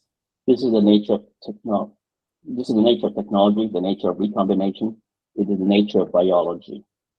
So in a book by Brian Arthur, he wrote in The Nature of Technology that technology is essentially a kind of language where you can combine different components to create new emergent components. But language itself tends to be static unless there is a creative force that only connects discrete concepts together, but fuses them into new concepts. For minds, we call this conceptual blending. There are many ways to fuse concepts together, but the most powerful kind, the kind that Bateson calls the double descriptor, or what Maxwell described as parallels between parallels, is what only general intelligence can create. Thus, coming full circle, and going back to the idea of Michael Levin on his idea of the planaria, which is a biological organism that is based on, I forgot to mention, collective intelligence, right? That link between creativity is through cooperation. And we are inescapable. The inescapable conclusion is that creativity and empathy are inextricably linked. So that's it. And yes.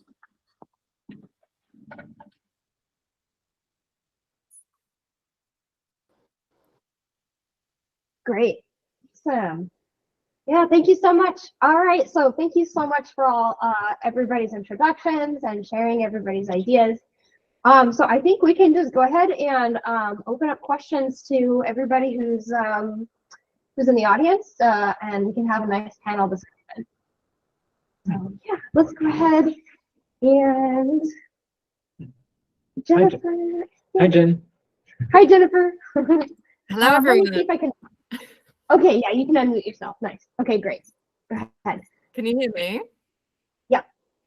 Fantastic. This is a really kind of open question. Anyone on the panel who might like to respond, or anyone else, I'd love to hear what people think. I found those all very fascinating. And one thing I've been thinking about, prompted by what everyone was saying, was what might be the implications of these new technologies for the distribution of the financial means that allows people who need to, eat and have shelter to be creative. So I think there's a whole branch of 20th century literature which is related to kind of finding the freedom to create. I was thinking of an example. One is George Orwell's "Keep the Aspidistra Flying."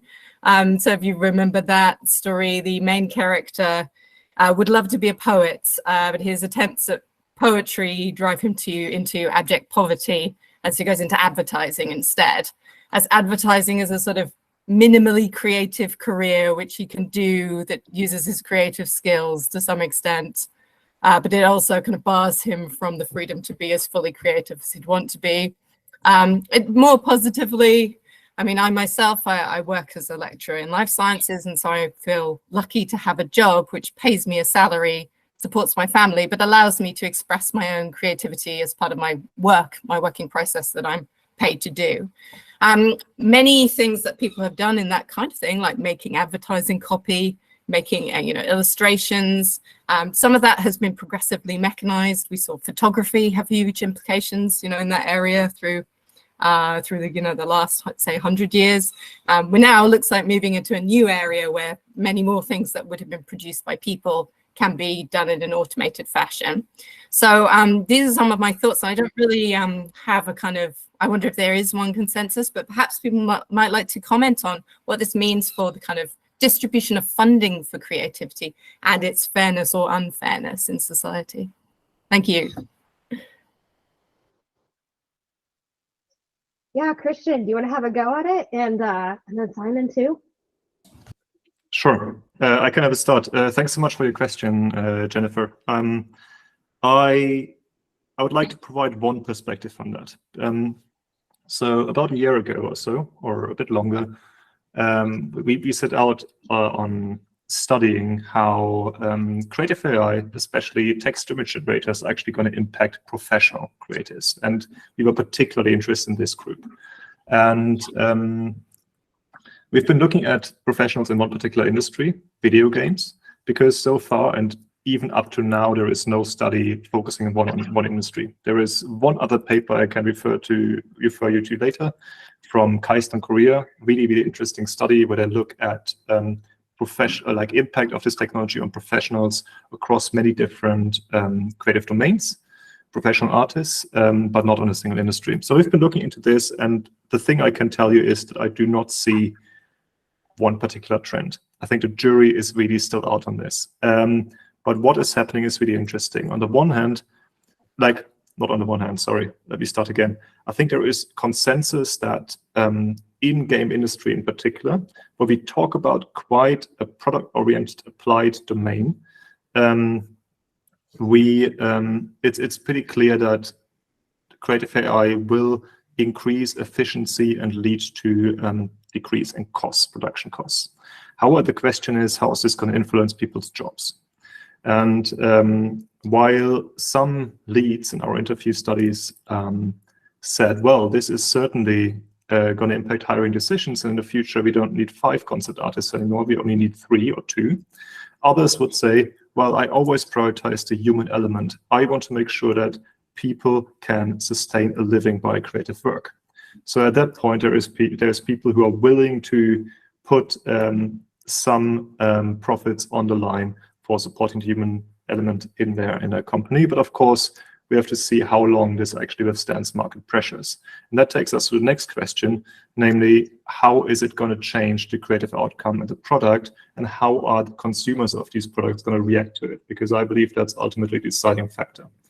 And also to that extent, we have different ideas where people argue, now coming back to the domain of games again, we will have, well, the same kind of games, the same kind of creative products, but more of it and cheaper. Or we're going to move into entirely different territory where we have entirely different games that would not be possible without this technology, and we will keep the workforce that we have, or even extend it further. There might be even more work.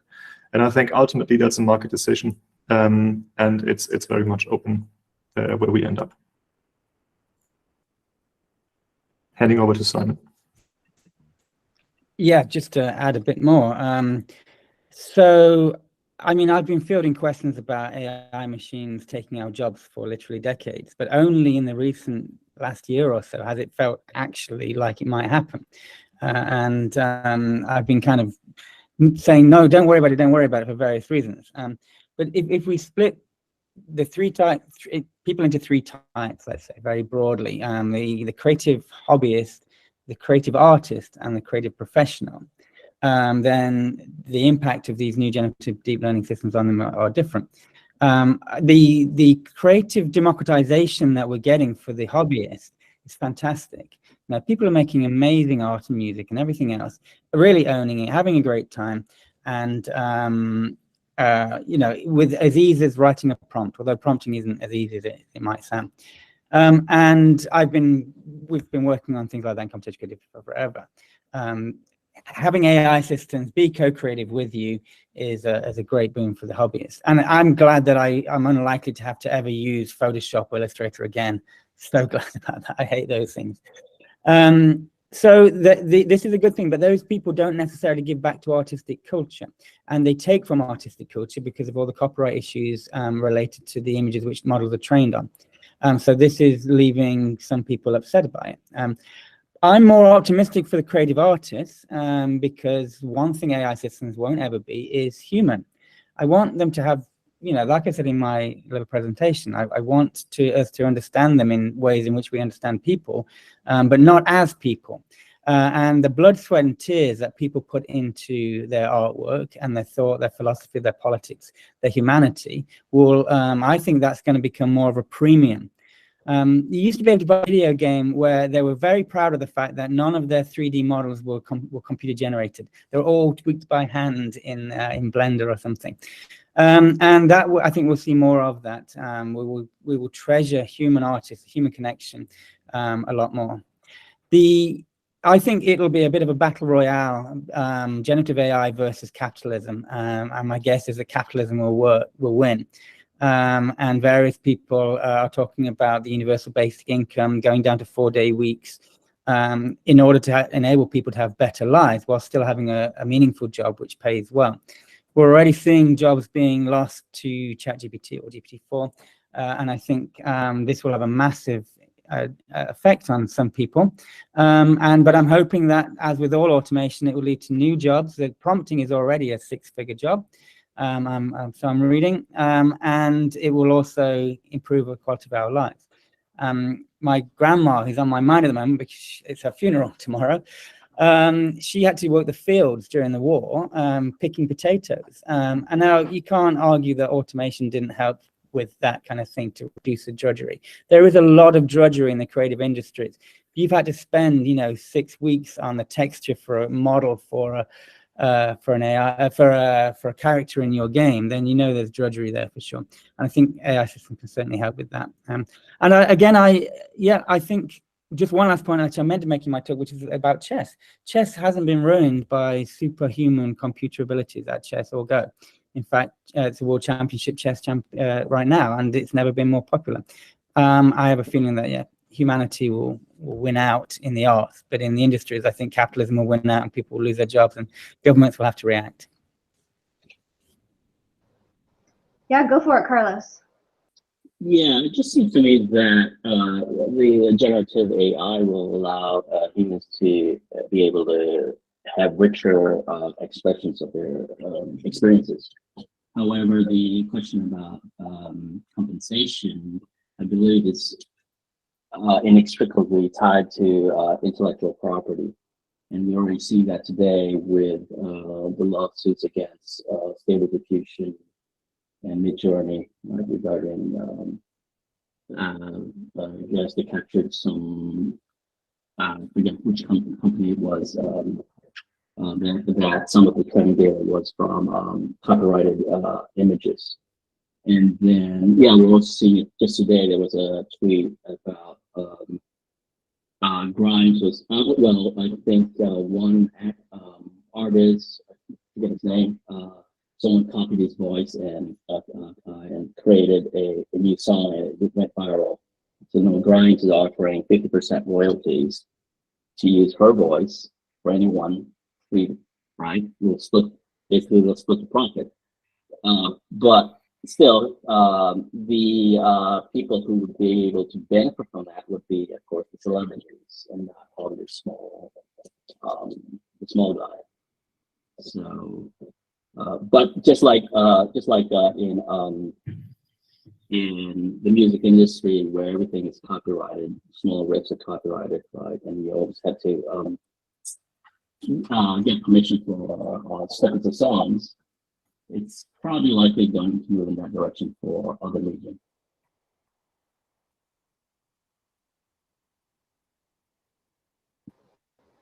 All right, and then we have a Slido going for the question queue. So if you have any questions, go ahead and put them there. But before we do that, we also had another question from Klaus. So Klaus, do you wanna say your question, or should I just read it?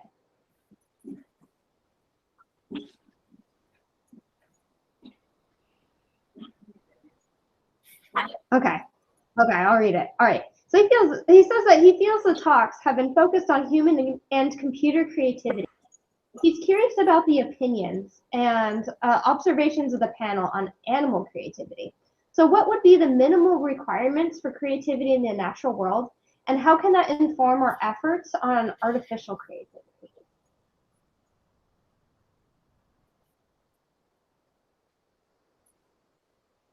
All right, Christian, did you want to tackle this one? Yes, I hit the buzzer quick enough, I guess. Yeah, thanks for that question. It's a really nice one. Let me answer it from the back.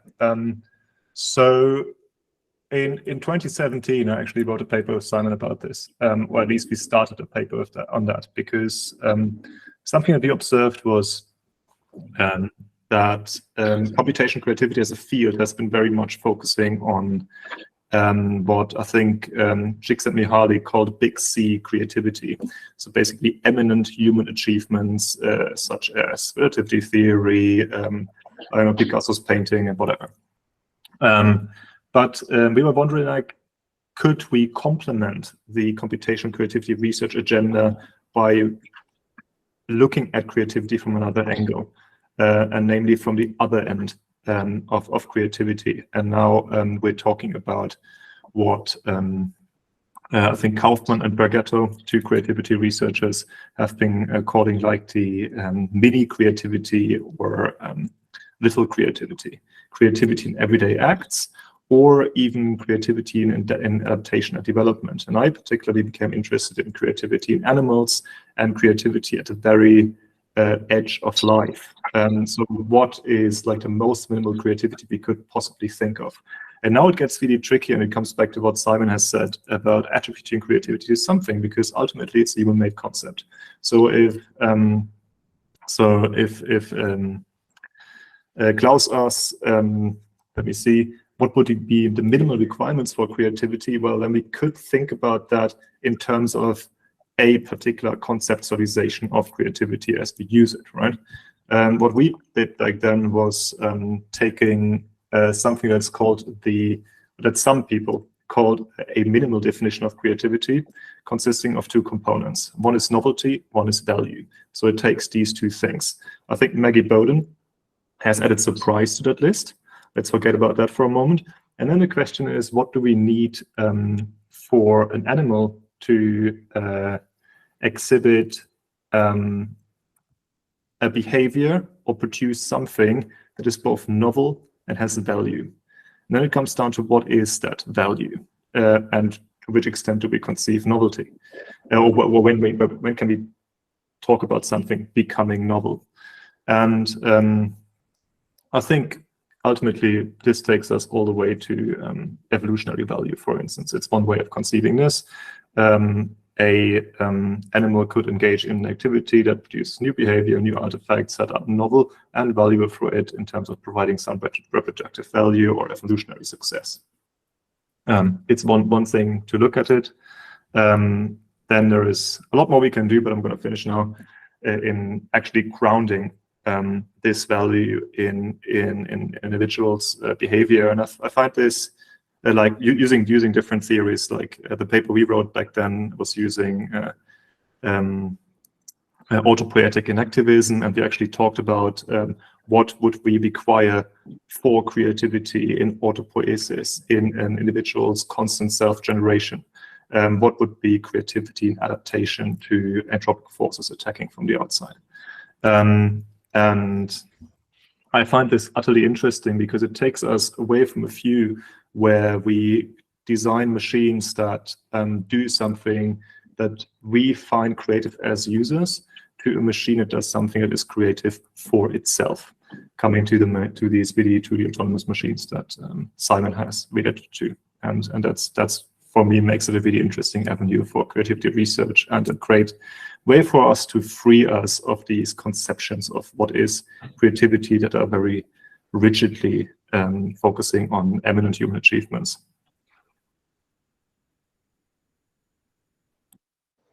Yeah, great. Let's hear from Carlos again, and then we'll go to Joe after that.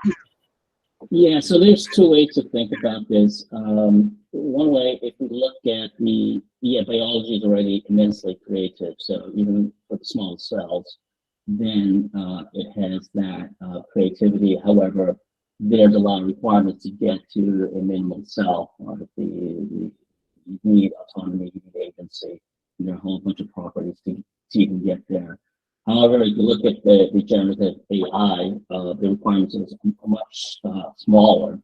And how does generative AI in its current form actually become creative? And my thinking is that with something like, if you look at image generators, after you play with them for a while, you realize they're limited in their ability to render objects. They're limited within the whatever has been in their training set. So they cannot do certain things that were not originally in the training set. So the workaround in these image generators is to actually use an image in it to actually come up with a completely new object. So you actually take something from the external world and bring it into the space of that image generator. And then you might have some creativity emanate from that, but that's really the only way for it. So what that really means is the minimal requirement for creativity in any system would be some coupling with reality. Without that coupling, then it's semantically close, essentially. And you cannot, you can't, the best you have is some notion of conceptual blending, but outside of that, it cannot generate something unique that is outside of their original vocabulary. Yeah, that makes sense.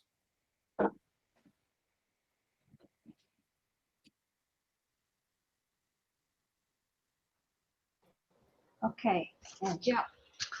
Thanks. So thinking about the animal creativity, I think outside of some I think more silly examples with elephant paintings and cat paintings, you're going to need to meet them where they are, which is a little bit I think related to what Carlos was just saying right then with respect to it having basically food and juice, right? They like food and juice. That's what a lot of animals like. And there's a lot of interesting work dating from back with and I can post some links to YouTube clips, and from there probably some papers on problem solving examples and insight with chimpanzees. And there's been some really fascinating work with needing to come up with a solution for getting something up out of this tiny cylinder, and the solution actually has to do with like spitting water into it to get the thing out. So I think that the looking at one place that you might want to look at is the problem solving with animals literature as well, just because I think that's where I've seen a lot of really nice work in. Yeah, nice. Simon. Yeah, I won't carry on too much because I don't have many things to say about this, but I would say I often start answers like this. There's no such thing as creativity. There's just public perception of creativity. So an old colleague from here in the UK, Aaron Sloman, he's looked at creativity in certain birds when doing problem solving. And if he's prepared to say that in writing in a paper that he thinks that bird has been creative in solving that problem with that straw and getting the stone out of the bottle, then that's a start as a minimal definition of someone perceiving an animal that they've studied as being creative. If you can then convince other people that that word is worthy and so on, then you can get people to agree on the fact that that animal is creative. It really isn't a notion of, we need to see creativity in the perceptions all around us, rather than in necessarily what an AI system or an animal does. And I would often use a phrase as well, it would be deemed creative if a person did it. So that's always a useful kind of bit of a smoke and mirrors there that we can use. And often, again, appeal to children. So children aren't animals in the usual sense, but they don't exhibit creativity all the time. And we're much more able to project that word onto them. If my daughter draws a picture, I would happily use the word creative and no one would disagree. But if they were a 40-year-old doing that, we probably wouldn't use the word creative. So yeah, it's all context dependent from my perspective, on the situation, the animal or the child or the AI machine and the perceiver. Observer issues is a big deal in creativity studies. Creativity in the eye of the beholder, yes, I like that. Yeah, it's really interesting that it's contextual. I think that's interesting. Tim, go ahead. Well, yeah, thanks, Simon, for your intervention. I love your idea of, well, that creativity is an issue of the perceiver, because for me, coming from philosophy, it's a very common thought, because this is the point of aesthetics. Because aesthetics is not, so if I say something is beautiful, this doesn't say this object is really the quality of the object to be beautiful. But it tells something much more about the observer. And this is what Kant said in his critique of judgment, exactly about aesthetic categories. And creativity as a aesthetic category is all but new. So going to Britain, and it's Joseph Addison who brought in this idea of the uncommon, out of the surprise and the novelty. So this would be my plea. So this was also a bit the scope of my intervention, is to look a bit more back to history. So if I look, well, this discussion with the human and the machines, there's a very, very long tradition. So and I see so much especially in early modern times, less in the Middle Ages, are not so common, but in early modern times, this was the big question, because of the balance machine here, and here's the human. So, and I think we still can learn. I'm not all but familiar with all these early concepts. For me, it's still always a creative surprise. So it's more kind of an invitation, well, just to study Joseph Addison. By the way, there was an interesting, because some of you guys are sitting in Asia, these concepts of the uncommon and of the novelty was highly influenced by the impact, starting by the cultural influence by China, because people were so much influenced by China and the Chinese garden. So this triggered a lot about new concepts. So I think it's all quite fruitful, well, to think about novelty in machines on the one side and then have a Chinese garden. I think this is also a quite creative composition.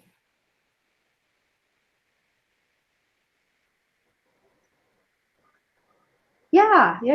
So I think, Allison, we haven't heard from you yet.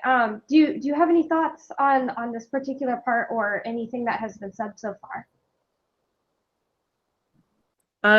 Thank you. Sorry, I don't think I can add anything to what's been said. Sorry. Yeah, no problem at all. No problem at all. Christian, you had your hand up. Yes, I just wanted to add one point to this discussion about viewpoint and observer issues, tying it back into with the previous debate about animal creativity. Or artificial creativity more generally. I think it's really fascinating what happens once we start looking beyond the human domain, because in the human domain we have, well, we are quite similar in terms of certain properties, for instance, embodiment. The way we are in our work, the way we interface with the work, with the world, how we perceive it, how we act on it, is quite similar between each other. But what happens if we actually look at the actions of an animal and of a machine? And I think the really, really intriguing question is, could it be that we see creativity without recognizing it as such, because there is a gap between, well, how we are in this world, how they are in this world, and what value and novelty contributes into this notion of creativity. And I think to this end, these explanation and framing exercise that Simon mentioned can be really interesting in limiting, in closing this gap and making us aware of creativity that is just different from ours. Yeah, thank you so much for that. I think these are really, really interesting answers to a really interesting question. Yeah, Martin, go ahead. Wait, did you have a question, or did you want to respond? Because there was another question in the Slido, and I wanted to make sure that we were able to reach that. It's kind of a response. Sure, yeah, go for it. I mean, like, I kind of like this perspective to say creativity, like this is kind of an appearance of things, but then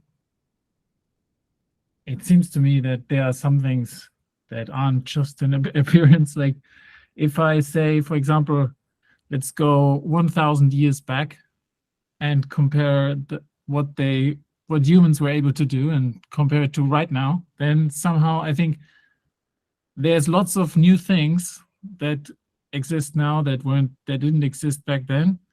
And like, I guess my naive point of view is like, okay, they come from creativity. I mean, they were created. I mean the ones that were clearly created by humans, like, I don't know, cell phones. And so I think, like, but that doesn't really, like, I don't know how can you explain this in terms of creativity just being an appearance? Like, I mean, like, I'm kind of interested, like, how, like this, like, I can't do it. Let's put it this way. I don't know how to do it. How do I explain this? Because like these things were actually not there, and now they're there. So they must have, like, there must be something, like, they were created, and I don't know, by some creative force, or like, at least it seems to me, like, and like, who did it? Like, the humans didn't do it, or like, I don't know how would you, like, is this not like, maybe I misunderstood something, but somehow if I just see creativity as something that is a social construct, I don't know how, like, how do I get, like, yeah, where did the cell phones come from? We'll go to Carlos, and then we'll go to Simon, and then we'll go to one of the questions in the Slido. Yeah. So it's always related to some technology, right? And technology is essentially a recombination of concepts in some sort of language, right? And and that language has a property that is actually coupled to the world. So even in technology, when we have computers, they're still coupled through semiconductors to be able to do what they're able to do. Right? So there's actually some where the rubber actually meets the road, right? It's not purely abstract like in mathematics. So historically, that's what we do. We build new languages, essentially, in machines or in the abstract sense, like in computer programming. Right? And that just accumulates over time. And creativity springs from the recombination of that. So, but you can't, you can't say things that's outside of the language. So you might need to, for example, to build, prior to transistors, right? That had to be invented, right, to be included in the language, and then you would have something like a reliable von Neumann computer, previous to that, right, you might have mechanical switches that would be unreliable. You couldn't build something like a universal computer. But there's always this accumulation of know-how. I tend to abstract it in the sense of language, right? That keeps building up. Right? That eventually gets you to the creativity, but it's always constrained within what you can express within that language. But of course, I mean, where did language come from? Like we also invented language, no? I mean, yes. So language? Yeah, we can go down that rabbit hole and yeah, where language comes from is from human language, for example, right? In their need to cooperate. Right? So we build up language because we need to reason with each other, right? And then we want to reason with each other is so that we don't kill each other and cooperate to actually build something that is shared, so to speak. Right? So this is, if you go with the ideas of Michael Tomasello of shared intentionality, right? Humans separate themselves from primates because they are instinctively aware that we can cooperate to do a task. And that levels up to language so that we can do more complex tasks as we express more, we can express more things. And that builds up, you know, into higher forms of abstraction, etc. Right? So it's all the same thing. You can even go to biology with the same thing. We have DNA. DNA is recombined, right? It's interpreted by the cell. It's all the same, right? Technology, biology, human language, we're all the same. So you say basically creativity, recombination is the only process that creates stuff. It has to be recombined. It has to be recombined from things that we know already works, right? Not just randomness, right? Variation, selection. Now, in biology, you have variation, you have selection, right? You can vary your DNA, right? But the only things that do exist is actually that's selected by the things that essentially survive. So there's always this error correction mechanism in creativity, right? That says, are you worthwhile, essentially? So you recombine language, and then there's this selection criteria. What passes, maybe that's creativity. Maybe that's the objective definition of creativity. Whatever passes that subjective selection criteria, whether that subjective criteria is the ability of an organism to survive, or how it relates to people who view art and say, oh, that's garbage, or that's good stuff. Okay, Yeah, it's interesting. All those are super interesting. But let's go to Simon, and then we're going to go to another question because we've got a couple that are in the Slido. Okay, yeah, just to point out that the maddening thing about these discussions is that you can have creativity without creation and creation without creativity. In the paper where Alice and I tried to formalize the notion of handing over creative responsibility, we separated the notion of a generative act from a creative act. So I could create a mess right now by smashing a window, but no one would call me creative. Likewise, I could type something into Stable Diffusion and create a fantastic image without anyone necessarily calling me creative. Similarly, if I generated 100 images from Stable Diffusion and I went through them carefully and curated one of them, somebody might call me creative. Because I've taken my understanding of the art world and used it in a creative way to choose one, but I haven't made that image. So I've had creativity bestowed upon me as a notion without actually creating something. And when you start trying to track things down, like who was creative in the making of the cell phone, the word creative just dissipates across people and time. We try to look at it with intentionality, just one aspect of creativity in one simple experiment. And we ended up finding out that 5 different sets of people could be meaningfully you can meaningfully project the word intentionality onto them. It was an AI system creating a collage based on a newspaper article. And it used images which people had tagged online. And when you looked at it, just intentionality, which is an element of creativity, the AI system, the writer of the AI system, the writer of the article that was used, the people who tagged the images, and the viewer of the image we're all being creative in some way, or at least bringing intentionality. This image was being very critical of the war in Afghanistan. It's an old project. So when you try and assign it to people like that, it's actually very difficult to do and maddening. So I'll leave it at that. Perfect, thanks. Okay, so I know, Christian, you have your hand up, but we're going to go to the next question because I want to make sure that we get to a couple more questions. Because then I think we could take like a short break maybe, and then we can just continue an open discussion. Doesn't need to be formal, there doesn't need to be Slido. And then we'll do it off of YouTube Live. So we only have a few more minutes on YouTube Live here. We have, the next question is from Philippe. Do you want to ask a question, or should I read it? Should I read it for you, Philippe?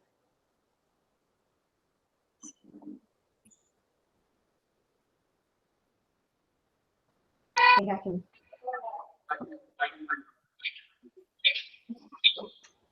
Oh, I don't know if your audio is working, so maybe I'll just read the question for you.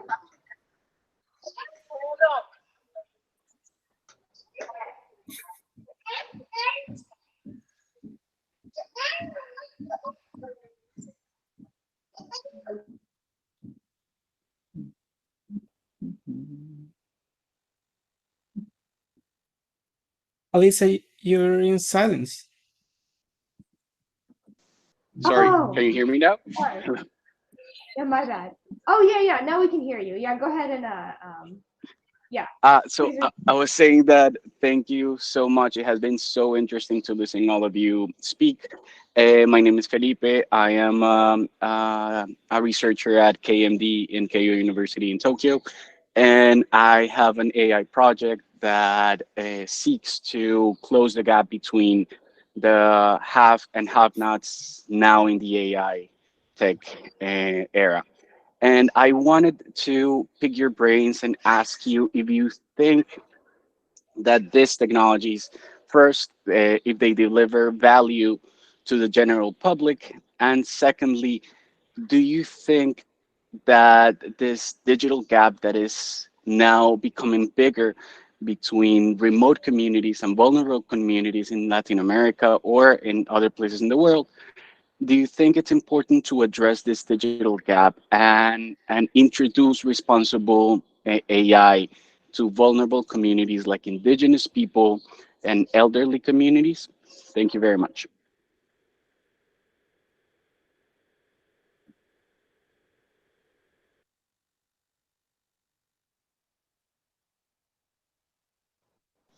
Yeah, that's a great question. Does somebody want to tackle that one? Get the conversation started.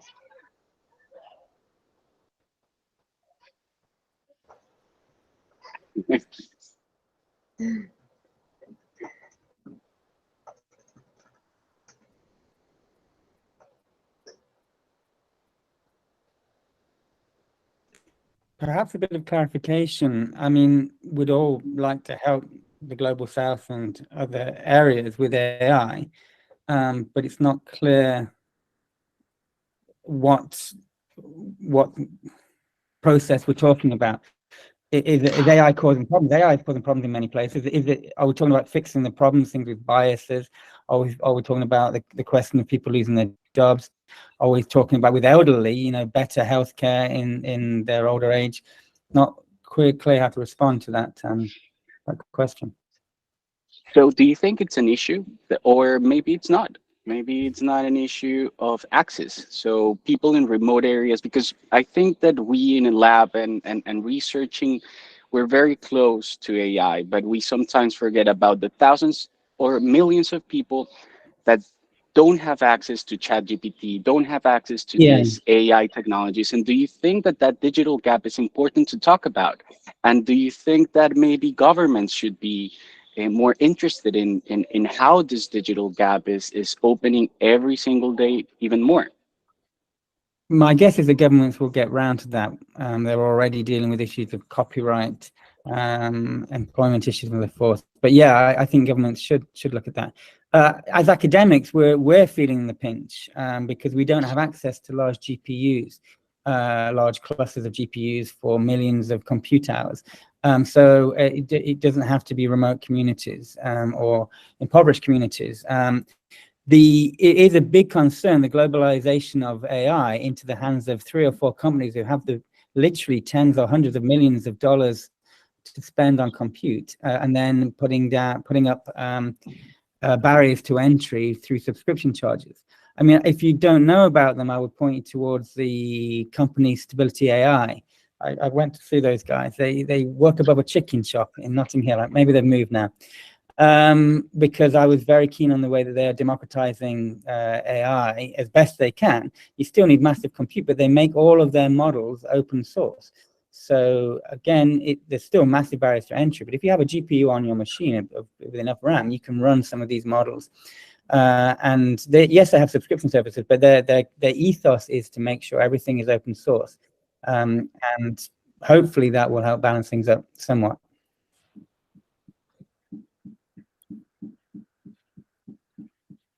Yeah, Carlos.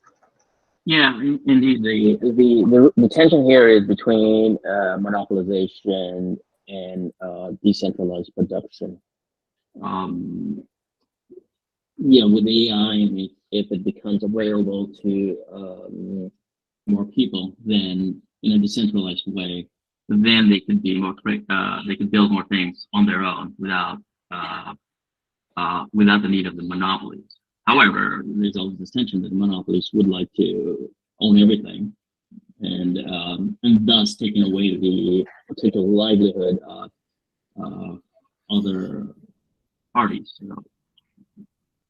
So essentially you have that problem. If OpenAI says monopolizes everything in every generative language model, then everyone's going to have to pay a tax to a single company. Right? And that's a good thing.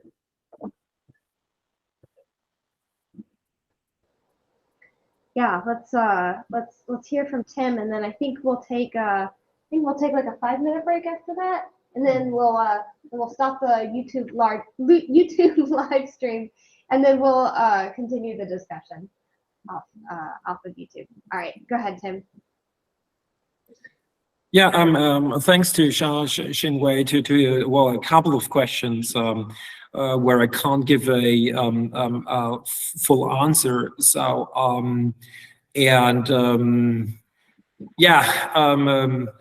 asking for the Middle Ages and the goal of the labor and how to deal with nature. This is a quite complex question. So the goal was the redefinition of nature, that nature is not perfect, and to make it even better. So this was one of the scopes. It's a large story. So because there was, people were fallen out of paradise. So, and the thing is, the big question, how to get back again to paradise. So, and how to work on the so-called civitas Dei as a kind of a counter concept to the mundane concept. So, so we can discuss this more in detail. For your first question, asking about the relation of this early concept and AI, I think it would be also interesting, and this is what I was asking me. Well, I have to say, I'm not an expert on artificial intelligence, but I'm quite much on cell automata. And I think there's quite a difference. This is, by the way, what you see in the background here. A couple of people were asking in the chat, well, this is an automaton running with some delay, giving the new values, and these are not only lights, these are also speakers running a statistical analysis, so changing pictures. So this is but this brings it also to the point about artificial intelligence and creativity, and relating it back to a concept. And I talked a lot about this. Big question was about imitation and nature and imitation. What we always need to ask, if we make a kind of variation in the imitation of nature, or do we really create something new? So this might be an interesting question with regards to that. And I have to say, well, you saw it in the very beginning, the example with the knots creating this with a very, very simple rule, this complex patterns. So for me, for machine generated, well, by the way, it's interesting to say, even if I recall our discussions, most of you, if we were switching to machines, we were talking about generative and not about creative. So by the way, this is just an observation, which is quite interesting. So somehow, most of you, you do some divide between human creativity and if a machine is something doing. Just an observation. Anyway, but cellular automata for me are so astonishing because you have this simple rule. And out of this simple rule, so without any big computation, you create this kind of universe of combinatorial possibilities. This have a kind of inner logic, but well, it's so difficult to grasp. So I think it would be interesting to more distinguish between the various technologies which you could use, machine technologies, to create or let's say generate things, just to make it short.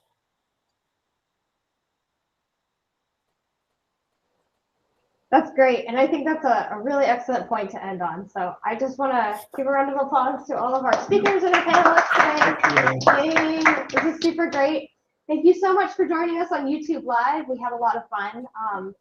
This was really great, and we hope to see you for our second session, which is either tomorrow or later tonight, depending on where you're at in the world. So be a lookout on our YouTube channel, and you'll be able to find it there. And otherwise, stick around, and we're going to take a short break, and we're going to come back for discussion. But bye-bye, YouTube.